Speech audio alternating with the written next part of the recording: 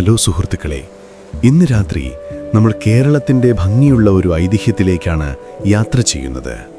നൂറ്റാണ്ടുകൾക്ക് മുൻപുള്ള തിരുവിതാംകൂറിൻ്റെയും തമിഴ്നാടിൻ്റെയും അതിർത്തി ഗ്രാമങ്ങളിലൊന്നിൽ നടന്ന ഒരു കഥയാണിത്. ഇന്നും കേൾക്കുന്നവരുടെ മനസ്സിലൊരു വിങ്ങലുണ്ടാക്കുന്ന ചതിയുടെയും പ്രതികാരത്തിൻ്റെയും കഥ. നമ്മൾ പോകുന്നത് കള്ളിയങ്കാട്ടി എന്ന ഭയപ്പെടുത്തുന്ന സൗന്ദര്യമുള്ള ഒരു കാടിൻ്റെ പശ്ചാത്തലത്തിലേക്കാണ്. ഇന്നത്തെ നാഗർകോവിലിനടുത്തുള്ള ഒരു സ്ഥലമായാണ് ഇവിടം അറിയപ്പെടുന്നത്.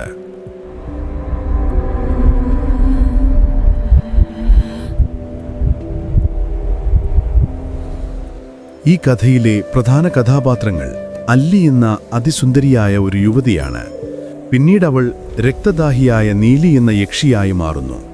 അവളുടെ ജീവിതം മാറ്റിമറിച്ച നമ്പി എന്ന ക്ഷേത്രത്തിലെ പൂജാരി, പിന്നെ അല്ലിയുടെ നിഴല് പോലെ കൂടെ ഉണ്ടായിരുന്ന അമ്പി എന്ന അവരുടെ അനുജൻ, ഇവരുടെ ജീവിതങ്ങളെ കോർത്തെടുത്താണ് നമ്മുടെ കഥ മുന്നോട്ടു പോകുന്നത്. വരും ഭാഗങ്ങളിലൂടെ ആദ്യം നമ്മൾ ദേവദാസി സമ്പ്രദായം നിലനിന്നിരുന്ന ഒരു കാലഘട്ടത്തിലേക്ക് പോകും. അവിടെ അല്ലി എന്ന പെൺകുട്ടിയുടെ ജനനവും അവളുടെ ക്ഷേത്ര ജീവിതവും നമ്മൾ അടുത്തറിയും. പിന്നീട് അവളുടെ സൗന്ദര്യം ദേശമെങ്ങും പാട്ടാകുന്നതും അത് കേട്ടെത്തുന്ന നമ്പി എന്ന പൂജാരിയുടെ വരവും നമ്മൾ കാണും. സമ്പത്തിൽ കണ്ണുവെച്ചുള്ള അയാളുടെ അല്ലിയുമായുള്ള വിവാഹവും അതിൽ ചതിയും പതിയെ ചുരുഴഴിയും. തുടർന്ന് ഒരു ദൂരയാത്രയിൽ വെച്ച് നമ്പി അല്ലിയെ അതിക്രൂരമായി കൊലപ്പെടുത്തുന്നതും ആ കാഴ്ച സഹിക്കാനാവാതെ അവളുടെ സഹോദരൻ നമ്പി ജീവൻ ഒടുക്കുന്നതും നമ്മൾ കാണും.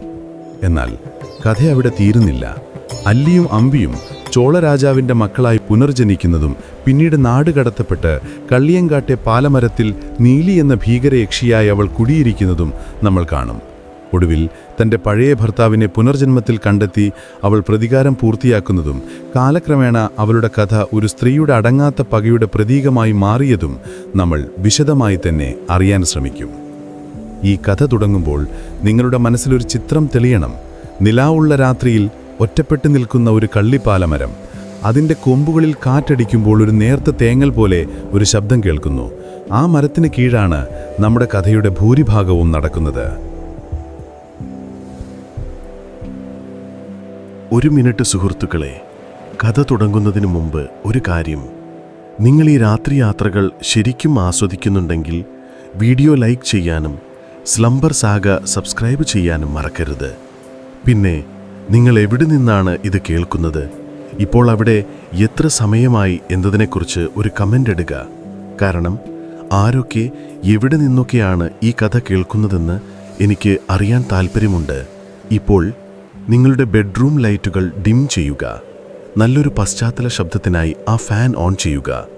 ഇന്ന് രാത്രിയിലെ ഈ യാത്രയിലേക്ക് നമുക്ക് ഒരുമിച്ച് മുന്നോട്ട് പോകാം. പഴയന്നൂർ ഗ്രാമത്തിലെ മഹാദേവ ക്ഷേത്രം ഒരു പ്രത്യേക ലോകമാണ്. പുലർച്ചെ 4 മണിക്ക് പള്ളിയുണർത്തലിൻ്റെ ശംഖുലി മുഴങ്ങുന്നതോടെ ആ ലോകം ഉണരുകയാണ്. കൽവിളക്കുകളിൽ എണ്ണയുടെയും കർപ്പൂരത്തിൻ്റെയും ഗന്ധം ഇടകലർന്ന് അന്തരീക്ഷത്തിൽ തങ്ങി നിൽക്കുന്നു. ആ ഗന്ധം ശ്വസിച്ചാണ് ആ ക്ഷേത്രമുറ്റത്ത് അല്ലി എന്ന പെൺകുട്ടി വളരുന്നത്. അവളൊരു ദേവദാസിയുടെ മകളാണ്. അമ്പലത്തിലെ ഈശ്വരന് തൻ്റെ ജീവിതം സമർപ്പിച്ച ഒരു സ്ത്രീയുടെ മകൾ. അവളുടെ അമ്മ ചിന്നമ്മു ക്ഷേത്രത്തിലെ എല്ലാവർക്കും പ്രിയപ്പെട്ടവളാണ്. അവരുടെ ചിലങ്കയുടെ ശബ്ദം കേൾക്കാത്ത ഒരു ദിവസം പോലും ക്ഷേത്രത്തിലുള്ളവർക്ക് ഓർക്കാൻ കഴിയില്ല. ചിന്നമ്മുവിൻ്റെ മകൾ എന്ന നിലയിൽ അല്ലിയുടെ ലോകം ആ ക്ഷേത്രത്തിൻ്റെ കൽമതിലുകൾക്കുള്ളിൽ ഒതുങ്ങിയിരിക്കുന്നു. അവളുടെ കളിസ്ഥലം അമ്പലമുറ്റത്തെ ആൽമരച്ചുവടാണ്. അവൾക്ക് കൂട്ടായിട്ടുള്ളത് അവിടുത്തെ പൂജാരിമാരുടെ മക്കളും മറ്റു ദേവദാസികളുടെ കുട്ടികളുമാണ്. അല്ലിക്ക് ഓർമ്മ വെച്ച കാലം മുതൽ അവൾ കാണുന്നത് കാവ്യവസ്ത്രം ധരിച്ചവരെയും ഭസ്മക്കുറി തൊട്ട മുഖങ്ങളെയുമാണ്. അവളുടെ കാതുകളിൽ നിറയുന്നത് മന്ത്രോച്ചാരണങ്ങളും ഭക്തിഗാനങ്ങളുമാണ്. സാധാരണ കുട്ടികളെപ്പോലെ അവൾക്ക് പുറം ലോകവുമായി വലിയ ബന്ധമൊന്നുമില്ല. അവളുടെ പ്രഭാതങ്ങൾ തുടങ്ങുന്നത് നിർമാല്യം ദർശിച്ചുകൊണ്ടാണ്. പിന്നീട് അമ്മയോടൊപ്പം ക്ഷേത്രാവശ്യത്തിനുള്ള പൂക്കൾ ഇറുക്കാൻ പോകുന്നു. തുളസിയുടെയും തെച്ചിപ്പൂവിൻ്റെയും സുഗന്ധം അവളുടെ കുഞ്ഞുവിരലുകളിൽ തങ്ങി നിൽക്കും. ഓരോ ദിവസവും അവൾ പുതിയ കാര്യങ്ങൾ പഠിക്കുകയാണ്. അമ്മയിൽ നിന്ന് അവൾ നൃത്തത്തിൻ്റെ ആദ്യ ചുവടുകൾ പഠിക്കുന്നു. ക്ഷേത്രത്തിലെ സംഗീത വിദ്വാൻമാരിൽ നിന്ന് കീർത്തനങ്ങളുടെ ആദ്യാക്ഷരങ്ങൾ മനസ്സിലാക്കുന്നു. ഇത് വെറുമൊരു പഠനമല്ല, അവളുടെ ജീവിതത്തിൻ്റെ ഭാഗമാണ്. ഭാവിയിൽ ക്ഷേത്രത്തിൽ ദാസിയായി, അതായത് ഈശ്വരൻ്റെ ദാസിയായി കലയെ ഉപാസിച്ച് ജീവിക്കേണ്ടവളാണവൾ. ആ ഒരു ചിന്ത ചെറുപ്പത്തിലേ അവളുടെ മനസ്സിൽ ആഴത്തിൽ പതിയുന്നുണ്ട്. ഈ ലോകത്ത് അവൾക്ക് തുണയായി ഒരു കുഞ്ഞനുജനും കൂടിയുണ്ട്, അമ്പി. അല്ലി എവിടെ പോയാലും ഒരു നിഴലുപോലെ അവൻ കൂടെയുണ്ടാകും. അവൾ പൂപറിക്കാൻ പോകുമ്പോൾ കൊട്ട പിടിക്കാൻ അവനുണ്ടാകും. അവൾ നൃത്തം പഠിക്കുമ്പോൾ താളം പിടിക്കാൻ അവനുണ്ടാകും. അവർക്കിടയിൽ വാക്കുകൾക്ക് വലിയ സ്ഥാനമില്ല. ഒരു നോട്ടം കൊണ്ടുപോലും അവർ പരസ്പരം കാര്യങ്ങൾ മനസ്സിലാക്കുന്നു. അമ്പലമുറ്റത്തെ വിശാലമായ കുളത്തിൻ്റെ പടവുകളിലിരുന്ന് അവർ മണിക്കൂറുകളോളം സംസാരിക്കും. ആകാശത്തെ മേഘങ്ങൾ പല രൂപങ്ങളായി മാറുന്നത് കൗതുകത്തോടെ നോക്കിയിരിക്കും. അമ്പലത്തിലെ ആന കുളിക്കാൻ വരുമ്പോൾ അതിനെ ആരാധനയോടെ നോക്കി നിൽക്കും. അല്ലിക്ക് പുറം ലോകത്തെക്കുറിച്ചറിയാവുന്നതെല്ലാം അമ്പി വഴിയാണ്. അവൻ മറ്റു കുട്ടികളോടൊപ്പം കളിക്കാൻ പോകുമ്പോഴും അങ്ങാടിയിൽ സാധനങ്ങൾ വാങ്ങാൻ പോകുമ്പോഴും കേൾക്കുന്ന കഥകൾ അവൻ ചേച്ചിക്കായി കാത്തുവെക്കും. രാജാവിൻ്റെ എഴുന്നള്ളത്തും അന്യദേശത്തു നിന്ന് വന്ന കച്ചവടക്കാരുടെ വിശേഷങ്ങളും അവൻ വർണ്ണിക്കുമ്പോൾ അല്ലി അതെല്ലാം തൻ്റെ മനസ്സിൽ ചിത്രങ്ങളായി കാണും. അവളുടെ ലോകം ചെറുതാണെങ്കിലും അവളുടെ സ്വപ്നങ്ങൾക്ക് നിറങ്ങൾ നൽകുന്നത് അമ്പിയുടെ ഈ കഥകളാണ്. അവരുടെ ജീവിതം ക്ഷേത്രത്തിലെ ചടങ്ങുകളുമായി കെട്ടുപിണഞ്ഞു കിടക്കുന്നു. ഉത്സവകാലം വരുമ്പോൾ അവരുടെ സന്തോഷത്തിന് അതിരുകളില്ല. ക്ഷേത്രം മുഴുവൻ ദീപങ്ങൾ കൊണ്ട് അലങ്കരിക്കും. പഞ്ചവാദ്യത്തിൻ്റെയും തായമ്പകയുടെയും ശബ്ദം അന്തരീക്ഷത്തിൽ അലയടിക്കും. ആ ദിവസങ്ങളിൽ അല്ലിക്ക് താനൊരു രാജകുമാരിയാണെന്ന് തോന്നും. പുതിയ പട്ടുപാവാടയണിഞ്ഞ് മുല്ലപ്പൂ ചൂടി അവൾ അമ്പലമുറ്റത്തുകൂടി ഓടി നടക്കുമ്പോൾ എല്ലാവരും അവളെ സ്നേഹത്തോടെ നോക്കും. അവളുടെ അമ്മയുടെ മുഖത്ത് അപ്പോഴൊരു പ്രത്യേക തിളക്കമുണ്ടാകും. തൻ്റെ മകൾ തൻ്റെ പാത പിന്തുടർന്ന് ക്ഷേത്രത്തിൻ്റെ ഐശ്വര്യമായി മാറുന്നത് അവർ സ്വപ്നം കാണുന്നു. എന്നാൽ ആ കണ്ണുകളിൽ എവിടെയോ ഒരു നേർത്ത വിഷാദത്തിൻ്റെ നിഴലുമുണ്ട്. താൻ അനുഭവിച്ച ഏകാന്തതയും ഒരു ദേവദാസിയുടെ ജീവിതത്തിലെ പരിമിതികളും തൻ്റെ മകൾക്കുമുണ്ടാകുമോ എന്നൊരു ഭയം ഒരുപക്ഷെ ആ അമ്മയുടെ മനസ്സിലുണ്ടായിരിക്കാം. കാലം മുന്നോട്ടു പോകുന്നത് അല്ലിയും അമ്പിയും അറിയുന്നില്ല. ക്ഷേത്രത്തിലെ ഓരോ കല്ലിനും ഓരോ കഥ പറയാനുണ്ടായിരുന്നു. ആ കഥകൾ കേട്ടാണ് അവർ വളർന്നത്. ശ്രീകോവിലിനു മുന്നിലെ വലിയ മണിയിൽ തട്ടുമ്പോഴുണ്ടാകുന്ന മുഴക്കം അവളുടെ ഹൃദയത്തിൻ്റെ താളം പോലെയായി. വർഷങ്ങൾ കടന്നുപോയി. അല്ലി ഒരു ചെറിയ പെൺകുട്ടിയിൽ നിന്ന് കൗമാരത്തിലേക്ക് കടന്നു. അവളുടെ രൂപത്തിലും ഭാവത്തിലും മാറ്റങ്ങൾ വന്നു തുടങ്ങി. ക്ഷേത്രത്തിലെ ശില്പങ്ങളെപ്പോലെ അവൾക്കും വല്ലാത്തൊരു സൗന്ദര്യം കൈവന്നു. അവളുടെ കണ്ണുകൾക്ക് അമ്പലക്കുളത്തിലെ ആമ്പൽ പൂക്കളുടെ തിളക്കമുണ്ടായിരുന്നു. മുടിയിഴകൾക്ക് രാമച്ചത്തിൻ്റെ ഗന്ധവും. അവൾ നടക്കുമ്പോൾ പാദസരങ്ങൾ കിലുങ്ങുന്നത് ക്ഷേത്രത്തിലെ നിശബ്ദതയിൽ ഒരു സംഗീതം പോലെ അലിഞ്ഞു ചേർന്നു. അവളുടെ ജീവിതം ഇപ്പോഴും ആ മതിലുകൾക്കുള്ളിൽ തന്നെ ആയിരുന്നു. പക്ഷേ അവളുടെ ലോകം കുറച്ചുകൂടി വലുതായി. നൃത്തത്തിലും സംഗീതത്തിലും അവൾ കൂടുതൽ ശ്രദ്ധ കേന്ദ്രീകരിക്കാൻ തുടങ്ങി. ഗുരുക്കന്മാർക്ക് അവളൊരു അത്ഭുതമായിരുന്നു. വളരെ വേഗത്തിൽ അവൾ കാര്യങ്ങൾ പഠിച്ചെടുത്തു. അവളുടെ ചുവടുകൾക്ക് ഒരു പ്രത്യേക ഭംഗിയുണ്ടായിരുന്നു. അവൾ പാടുമ്പോൾ കേൾക്കുന്നവർ ഭക്തിയുടെ ലോകത്തേക്ക് അറിയാതെ സഞ്ചരിച്ചു. പക്ഷേ ഈ കഴിവുകൾക്ക് പുറകിൽ ഒരു വലിയ ഭാരം കൂടിയുണ്ടായിരുന്നു. അവളൊരു ദേവദാസിയുടെ മകളാണ്. അവളുടെ വഴിയും അതുതന്നെയാണ്. ക്ഷേത്രത്തിന് പുറത്തുള്ള ഒരു സാധാരണ ജീവിതം അവൾക്ക് സ്വപ്നം കാണാൻ പോലും കഴിയില്ലായിരുന്നു. ചില രാത്രികളിൽ ക്ഷേത്രത്തിലെ ഉത്സവങ്ങൾ കഴിഞ്ഞ് എല്ലാവരും മടങ്ങുമ്പോൾ അവൾ ഒറ്റയ്ക്ക് കുളപ്പടവിലിരുന്ന് ആകാശത്തേക്ക് നോക്കും.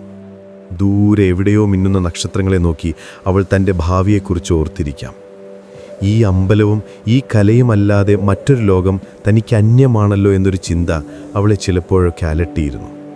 ആ സമയങ്ങളിൽ അമ്പിയായിരിക്കും അവൾക്ക് ആശ്വാസവുമായി എത്തുക. ചേച്ചി എന്തിനാ വിഷമിക്കുന്നേ? നമ്മൾക്ക് ഈ ലോകം മതിയല്ലോ എന്നവൻ പറയുമ്പോൾ അവളുടെ മുഖത്ത് വീണ്ടും ഒരു പുഞ്ചിരി വിരിയും. ആ നിഷ്കളങ്കമായ വാക്കുകൾക്കപ്പുറം ഒരു സത്യം ഒളിഞ്ഞിരിപ്പുണ്ടെന്ന് അവൾക്കറിയാമായിരുന്നു. അമ്പിക്കും ഈ ക്ഷേത്രത്തിനപ്പുറം ഒരു ജീവിതമില്ല. അവരുടെ വിധി ഈശ്വരനുമായി ബന്ധിപ്പെട്ടിരിക്കുന്നു. ആ സത്യം അംഗീകരിച്ചുകൊണ്ട് ക്ഷേത്രത്തിലെ അടുത്ത പ്രഭാതത്തിനായി അവൾ സ്വയം തയ്യാറെടുത്തു. അവളുടെ സൗന്ദര്യവും കഴിവും പതിയെ പതിയെ ആ ഗ്രാമത്തിലും അയൽഗ്രാമങ്ങളിലും ഒരു സംസാര വിഷയമായി മാറാൻ തുടങ്ങിയിരുന്നു. ആരും കാണാതെ അല്ലി എന്ന പൂവ് ആ ക്ഷേത്രമുറ്റത്ത് വിരിയാൻ തുടങ്ങുകയായിരുന്നു.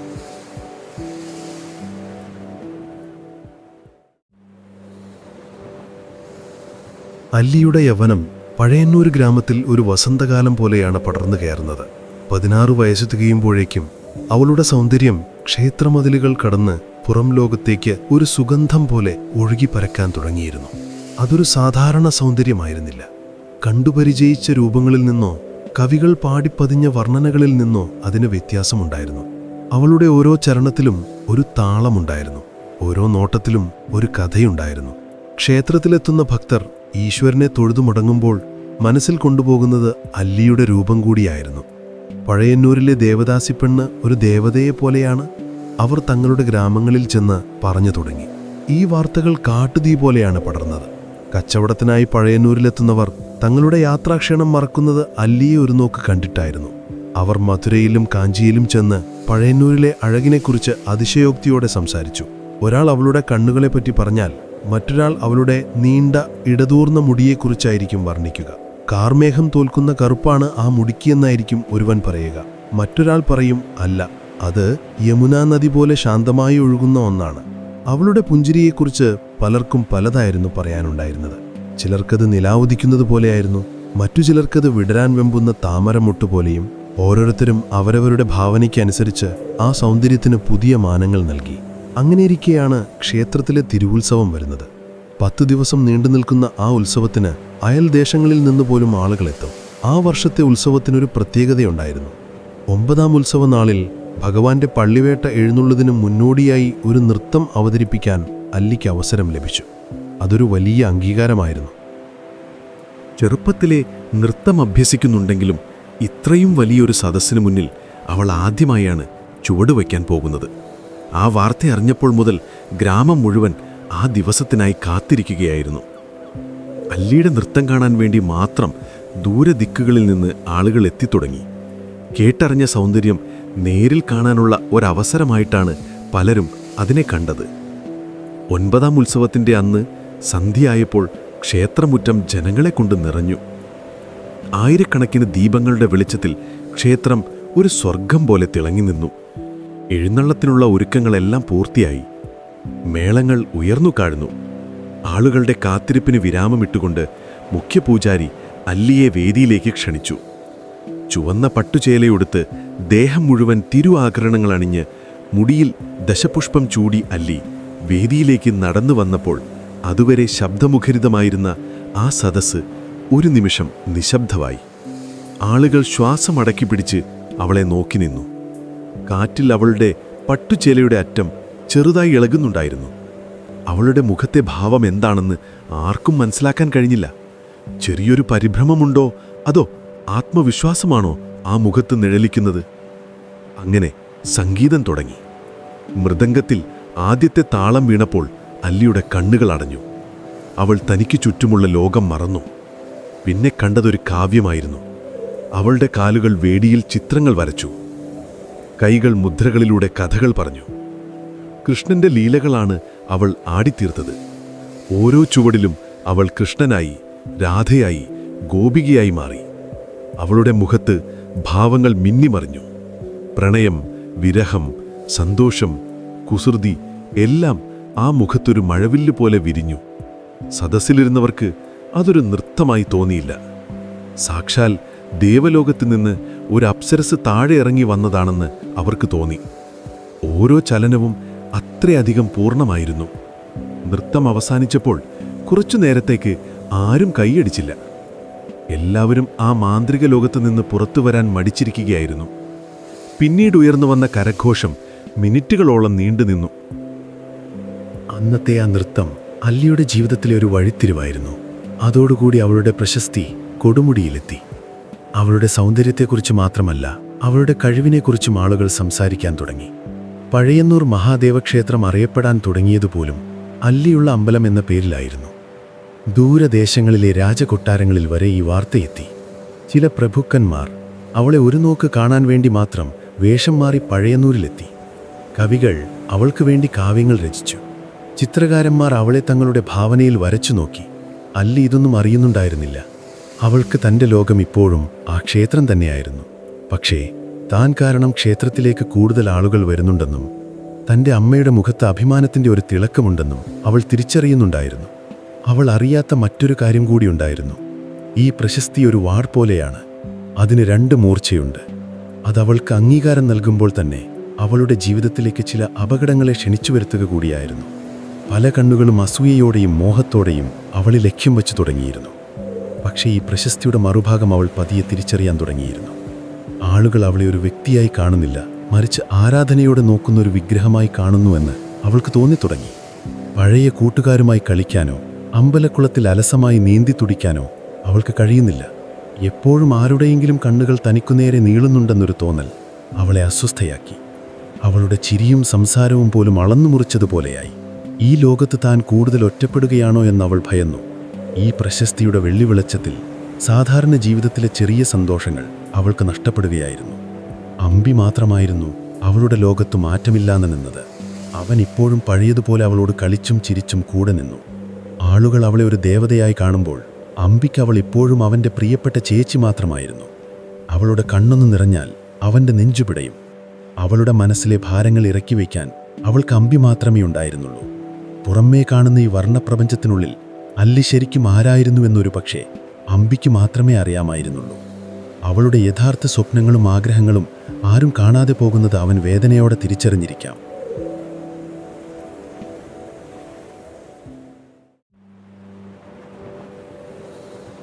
അല്ലിയുടെ പ്രശസ്തി നാടാകെ പടർന്നു പിടിക്കുന്ന ആ സമയത്താണ് പഴയന്നൂർ ക്ഷേത്രത്തിലേക്ക് ഒരു പുതിയ ശാന്തിക്കാരൻ എത്തുന്നത്. നമ്പി എന്നാണ് അയാളുടെ പേര്.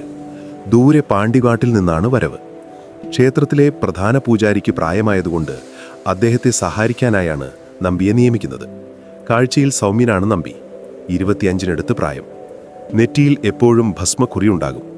തോളിലൊരു അംഗവസ്ത്രവും ശുദ്ധമായ വെള്ളമുണ്ടുമാണ് വേഷം. സംസാരം വളരെ വിനയത്തോടെയാണ്. മന്ത്രോച്ചാരണങ്ങൾക്ക് നല്ല വ്യക്തതയുണ്ട്. ചുരുങ്ങിയ ദിവസങ്ങൾക്കുള്ളിൽ തന്നെ നമ്പി ക്ഷേത്രത്തിലെത്തുന്ന ഭക്തരുടെ എല്ലാം പ്രീതി പിടിച്ചുപറ്റി. പ്രധാന പൂജാരിക്ക് പോലും അയാളെക്കുറിച്ച് നല്ല അഭിപ്രായമായിരുന്നു. നമ്പി വന്നതോടെ എൻ്റെ ഭാരം കുറഞ്ഞു എന്ന് അദ്ദേഹം പലരോടും പറയുന്നത് കേൾക്കാം. നമ്പി പഴയന്നൂരിലേക്ക് വരുന്നതിന് മുൻപ് തന്നെ അല്ലിയെക്കുറിച്ച് കേട്ടിട്ടുണ്ടായിരുന്നു. വെറുമൊരു കേൾവിയായിരുന്നില്ല അത്. യാത്രക്കിടയിൽ കണ്ടുമുട്ടിയ കച്ചവടക്കാരും തീർത്ഥാടകരും അവളുടെ സൗന്ദര്യത്തെ വർണ്ണിക്കുന്നത് അയാൾ പലതവണ കേട്ടിരുന്നു. ആ വർണ്ണനകൾ അയാളുടെ മനസ്സിൽ ഒരു ചിത്രം വരച്ചിട്ടിരുന്നു. എന്നാൽ പഴയന്നൂരിൽ വന്ന് ആദ്യമായി അല്ലിയെ നേരിൽ കണ്ട ദിവസം താൻ മനസ്സിൽ കണ്ട ചിത്രത്തിനേക്കാൾ എത്രയോ മുകളിലാണ് യാഥാർത്ഥ്യമെന്ന് അയാൾ തിരിച്ചറിഞ്ഞു. അന്ന് ഉച്ചപൂജ കഴിഞ്ഞ് ശ്രീകോവിലിൻ്റെ നടയടച്ച് പുറത്തേക്ക് വരുമ്പോഴാണ് അയാൾ ആദ്യമായി അവളെ കാണുന്നത്. അമ്മയോടൊപ്പം പൂക്കൾ കൊണ്ടുവച്ച പാത്രവുമായി മണ്ഡപത്തിൽ നിൽക്കുകയായിരുന്നു അല്ലി. ഒരു സാധാരണ പരുത്തിനൂൽ സാരിയായിരുന്നു അവളുടെ വേഷം. ആഭരണങ്ങളൊന്നും അധികമുണ്ടായിരുന്നില്ല. എങ്കിലും ഒരു പ്രത്യേക പ്രഭ ആ രൂപത്തിനുണ്ടായിരുന്നു. കാറ്റിൽ അവളുടെ മുടിയിഴകൾ പാറി മുഖത്തേക്ക് വീഴുന്നുണ്ടായിരുന്നു. അതവൾ ഒതുക്കി വയ്ക്കാൻ ശ്രമിക്കുന്നതും അതിനിടയിൽ അമ്മയോട് എന്തോ പറഞ്ഞ് ചിരിക്കുന്നതും നമ്പി ഒരു നിമിഷം നോക്കി നിന്നുപോയി. ആ നോട്ടത്തിൽ അയാളുടെ അതുവരെ ഉണ്ടായിരുന്ന ആത്മനിയന്ത്രണം കൈവിട്ടുപോയി. അയാളുടെ കണ്ണുകളിൽ അതുവരെ ആരും കാണാത്ത ഒരു തിളക്കം വന്നു. അത് ഭക്തിയുടെയായിരുന്നില്ല, മോഹത്തിൻ്റെതായിരുന്നു. അയാൾ പെട്ടെന്ന് സ്വയം നിയന്ത്രിച്ച് ഭാവമാറ്റമൊന്നും പുറത്തു കാണിക്കാതെ തൻ്റെ മുറിയിലേക്ക് പോയി. പക്ഷേ ആ രൂപം അയാളുടെ മനസ്സിൽ നിന്നും മാഞ്ഞില്ല. അന്ന് രാത്രി അയാൾക്ക് ഉറങ്ങാൻ കഴിഞ്ഞില്ല. അല്ലിയുടെ മുഖം ഒരു ചന്ദ്രബിംബം പോലെ അയാളുടെ ചിന്തകളിൽ ഉദിച്ചു നിന്നു. ഇവളെ സ്വന്തമാക്കണം എന്നൊരാഗ്രഹം അയാളുടെ ഉള്ളിൽ ഒരു തീ പോലെ ആളിക്കത്താൻ തുടങ്ങി. പക്ഷേ താനൊരു പൂജാരിയാണ്, അവളൊരു ദേവദാസിയുടെ മകളും. ഈ ബന്ധത്തിന് സമൂഹം എന്ത് വില കൽപ്പിക്കും? ഈ ചിന്തകളൊന്നും അയാളെ പിന്തിരിപ്പിച്ചില്ല. മറിച്ച് തൻ്റെ ലക്ഷ്യം നേടാൻ കൂടുതൽ തന്ത്രപരമായി നീങ്ങണമെന്ന് അയാൾ ഉറപ്പിച്ചു. പിറ്റേ ദിവസം മുതൽ നമ്പി വളരെ ആസൂത്രിതമായി കരുക്കൾ നീക്കി തുടങ്ങി. അയാൾ അല്ലിയുടെയും അമ്മയുടെയും കുടുംബത്തെക്കുറിച്ചും രഹസ്യമായി വിവരങ്ങൾ ശേഖരിക്കാൻ തുടങ്ങി. ക്ഷേത്രത്തിലെ മറ്റു ജോലിക്കാരോടും സംസാരത്തിനിടയിൽ ഭക്തരോടും അയാൾ വളരെ തന്ത്രപരമായി ചോദ്യങ്ങൾ ചോദിച്ചു. ചിന്നമ്മോ, അതായത് അല്ലിയുടെ അമ്മ, ക്ഷേത്രത്തിലെ ഏറ്റവും ബഹുമാനിക്കപ്പെടുന്ന ദേവദാസിയാണെന്നും തലമുറകളായി അവർ ക്ഷേത്രത്തിന് സമർപ്പിച്ച സമ്പത്തും സ്വർണ്ണാഭരണങ്ങളും അവർക്ക് ഉണ്ടെന്നും അയാൾ മനസ്സിലാക്കി. ഈ അറിവ് അയാളുടെ മോഹത്തിന് പുതിയൊരു മാനം നൽകി. അല്ലിയുടെ സൗന്ദര്യം മാത്രമല്ല, അവളുടെ സമ്പത്തും അയാളെ ആകർഷിക്കാൻ തുടങ്ങി. ഒരു സാധാരണ പൂജാരിയായി ജീവിതം മുഴുവൻ ഈ ക്ഷേത്രത്തിൽ ഒതുങ്ങിക്കൂടാൻ അയാൾ ആഗ്രഹിച്ചിരുന്നില്ല. എങ്ങനെയെങ്കിലും വലിയൊരു ധനികനായി സുഖമായി ജീവിക്കണമെന്നായിരുന്നു അയാളുടെ ഉള്ളിലിരിപ്പ്. അതിനുള്ള എളുപ്പവഴിയാണ് ഇപ്പോൾ മുന്നിൽ തുറന്നു കിട്ടിയിരിക്കുന്നത്. അല്ലിയെ വിവാഹം കഴിച്ചാൽ അവളുടെ സൗന്ദര്യവും സമ്പത്തും ഒരുമിച്ച് തനിക്ക് ലഭിക്കുമെന്ന് അയാൾ കണക്കുകൂട്ടി. ഈ ലക്ഷ്യം മനസ്സിലുറപ്പിച്ചുകൊണ്ട് അയാൾ അല്ലിയുടെയും അമ്മയുടെയും കണ്ണിൽ നല്ലവനാകാൻ ശ്രമം തുടങ്ങി. പൂജ കഴിഞ്ഞ് പ്രസാദം നൽകുമ്പോൾ അയാൾ അല്ലിയെ നോക്കി സ്നേഹത്തോടെ ഒന്ന് പുഞ്ചിരിക്കും. അവരുടെ അമ്മയെ കാണുമ്പോൾ ഭവ്യതയോടെ നമസ്കരിക്കും. പിന്നീട് അവരുടെ ചെറിയ ആവശ്യങ്ങൾ പോലും കണ്ടറിഞ്ഞ് ചെയ്തു കൊടുക്കാൻ തുടങ്ങി. ക്ഷേത്രത്തിലെ പുരാണങ്ങളെക്കുറിച്ചും പൂജകളുടെ തത്വങ്ങളെക്കുറിച്ചും അയാൾ അവർക്ക് വിശദീകരിച്ചു കൊടുക്കും. അയാളുടെ അറിവും വിനയവും ചിന്നമ്മുവിനെ ഏറെ ആകർഷിച്ചു. ഇത്രയും നല്ലൊരു ചെറുപ്പക്കാരൻ, ദൈവഭക്തിയുള്ളവൻ. അവർ നമ്പിയെ ഒരു മകനെ പോലെ കാണാൻ തുടങ്ങി. അല്ലിക്കും അയാളോട് ബഹുമാനം തോന്നി തുടങ്ങി. മറ്റു പൂജാരിമാരിൽ നിന്ന് വ്യത്യസ്തനായി നമ്പി വളരെ സൗഹാർദ്ദപരമായാണ് പെരുമാറിയിരുന്നത്. അയാളുടെ സംസാരത്തിൽ ഒളിഞ്ഞിരിക്കുന്ന ചതിയുടെ വിഷപ്പല്ലുകൾ ആ പാവം അമ്മയും മകളും തിരിച്ചറിഞ്ഞില്ല. അമ്പിക്ക് പക്ഷേ തുടക്കം മുതലേ നമ്പിയെ അത്ര വിശ്വാസമില്ലായിരുന്നു. അവൻ്റെ നിഷ്കളങ്കമായ മനസ്സിന് എന്തോ ഒരു അപകടം മണത്തിരുന്നു. നമ്പി തൻ്റെ ചേച്ചിയെ നോക്കുന്ന നോട്ടത്തിൽ ഒരു പന്തികേടുണ്ടെന്ന് അവൻ പലപ്പോഴും ശ്രദ്ധിച്ചിരുന്നു. അവൻ്റെ കണ്ണുകളിൽ ഒളിപ്പിച്ചു വെച്ച എന്തോ ഒന്ന് അമ്പിയെ അസ്വസ്ഥനാക്കി. അവൻ ഇക്കാര്യം ചേച്ചിയോട് സൂചിപ്പിക്കുകയും ചെയ്തു. ആ പുതിയ ശാന്തിക്കാരനെ എനിക്കത്ര പിടിക്കുന്നില്ല ചേച്ചി എന്നവൻ പറയുമ്പോൾ അല്ലി അത് ചിരിച്ചു തള്ളി. അദ്ദേഹം ഒരു പാവമല്ലേ അമ്പി, നിനക്ക് വെറുതെ തോന്നുന്നതാ എന്നവൾ മറുപടി നൽകി. അമ്മയോട് പറയാൻ അവന് ധൈര്യമുണ്ടായിരുന്നില്ല. കാരണം അവർക്ക് നമ്പിയെ വലിയ കാര്യമായിരുന്നു. അതുകൊണ്ട് അമ്പി തൻ്റെ സംശയങ്ങൾ ഉള്ളിലൊതുക്കി. പക്ഷെ നമ്പിയുടെ ഓരോ ചലനവും അവൻ ശ്രദ്ധിക്കാൻ തുടങ്ങി. ചേച്ചിയുടെ നിഴലായി അവൻ എപ്പോഴും കൂടെയുണ്ടായിരുന്നു. നമ്പിയുടെ സൗഹൃദം നിറഞ്ഞ ചിരിക്കു പിന്നിൽ ഒരു ചെന്നായ ഒളിച്ചിരിപ്പുണ്ടെന്ന് അവൻ്റെ കുഞ്ഞു മനസ്സ് തിരിച്ചറിഞ്ഞിരുന്നു. പക്ഷെ അതെങ്ങനെ പുറത്തു പറയുമെന്നോ ആരെ വിശ്വസിപ്പിക്കുമെന്നോ അവൻ അറിയില്ലായിരുന്നു. നമ്പി തൻ്റെ പദ്ധതിയുടെ അടുത്ത ഘട്ടത്തിലേക്ക് കടക്കുകയായിരുന്നു. അയാൾ ക്ഷേത്രത്തിലെ ദൈനംദിന കാര്യങ്ങളിൽ കൂടുതൽ സജീവമായി ഇടപെടാൻ തുടങ്ങി. ചിന്നമ്മുവിൻ്റെ ആരോഗ്യം ക്ഷയിച്ചു തുടങ്ങിയിരുന്നു. നിരന്തരമായ നൃത്തവും ഉപവാസവും അവരുടെ ശരീരത്തെ തളർത്തിയിരുന്നു. ഇത് മനസ്സിലാക്കിയ നമ്പി അവർക്ക് വേണ്ടി പ്രത്യേക പൂജകൾ നടത്താനും ആയുർവേദ വൈദ്യന്മാരെ കണ്ട് മരുന്നുകൾ വാങ്ങി നൽകാനും തുടങ്ങി. അയാളുടെ ഈ പ്രവൃത്തികൾ ചിന്നമ്മുവിൻ്റെ മനസ്സിൽ അയാൾക്കൊരു രക്ഷകൻ്റെ സ്ഥാനം നൽകി. എൻ്റെ സ്വന്തം മകൻ പോലും എനിക്ക് വേണ്ടി ഇത്രയും ചെയ്യില്ല എന്നവർ കണ്ണീരോടെ പറയുമ്പോൾ നമ്പിയുടെ മുഖത്ത് ഒരു വ്യാജമായ വിനയം നിറയും. അയാൾ അല്ലിയെ തൻ്റെ സംഭാഷണങ്ങളിൽ ഉൾപ്പെടുത്താൻ പുതിയ വഴികൾ കണ്ടെത്തി. ക്ഷേത്രത്തിലെ ഗ്രന്ഥശാലയിലുള്ള പഴയ താഴിയോല ഗ്രന്ഥങ്ങളെക്കുറിച്ച് അയാൾ അവളോട് സംസാരിക്കും. അതിലെ കഥകൾ അവൾക്ക് പറഞ്ഞു കൊടുക്കും. അവളുടെ അറിവിനെയും അഭിപ്രായങ്ങളെയും പുകഴ്ത്തും. ഒരു പുരുഷൻ തന്നോട് ഇത്രയും ബഹുമാനത്തോടെ സംസാരിക്കുന്നത് അല്ലിക്കൊരു പുതിയ അനുഭവമായിരുന്നു. പതിയെ പതിയെ അമ്പിയുടെ മുന്നറിയിപ്പുകൾ അവൾ മറന്നു തുടങ്ങി. നമ്പിയുടെ സൗമ്യമായ പെരുമാറ്റത്തിന് മുന്നിൽ അവളുടെ സംശയങ്ങൾ അലിഞ്ഞില്ലാതായി. അയാൾ വിരിച്ച വലയിലേക്ക് താനും അമ്മയും പതിയെ നടന്നെടുക്കുകയാണെന്ന് അവൾ അറിഞ്ഞതേയില്ല.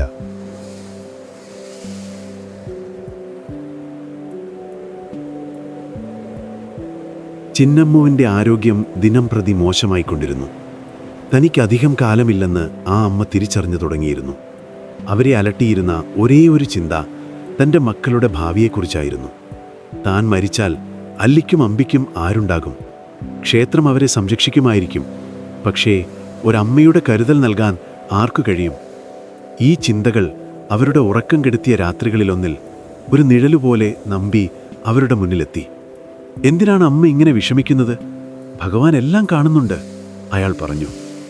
അയാളുടെ ശബ്ദത്തിൽ ആത്മാർത്ഥതയുടെ ഒരു മുഖമൂടിയുണ്ടായിരുന്നു. ചിന്നമ്മു തൻ്റെ ആധികളെല്ലാം അയാളുടെ മുന്നിൽ കെട്ടഴിച്ചു. എല്ലാം കേട്ടുകഴിഞ്ഞപ്പോൾ താൻ ഒരു തീരുമാനമെടുത്തിട്ടുണ്ടെന്ന് നമ്പി പറഞ്ഞു. എനിക്കൊരു സ്വപ്നദർശനമുണ്ടായി.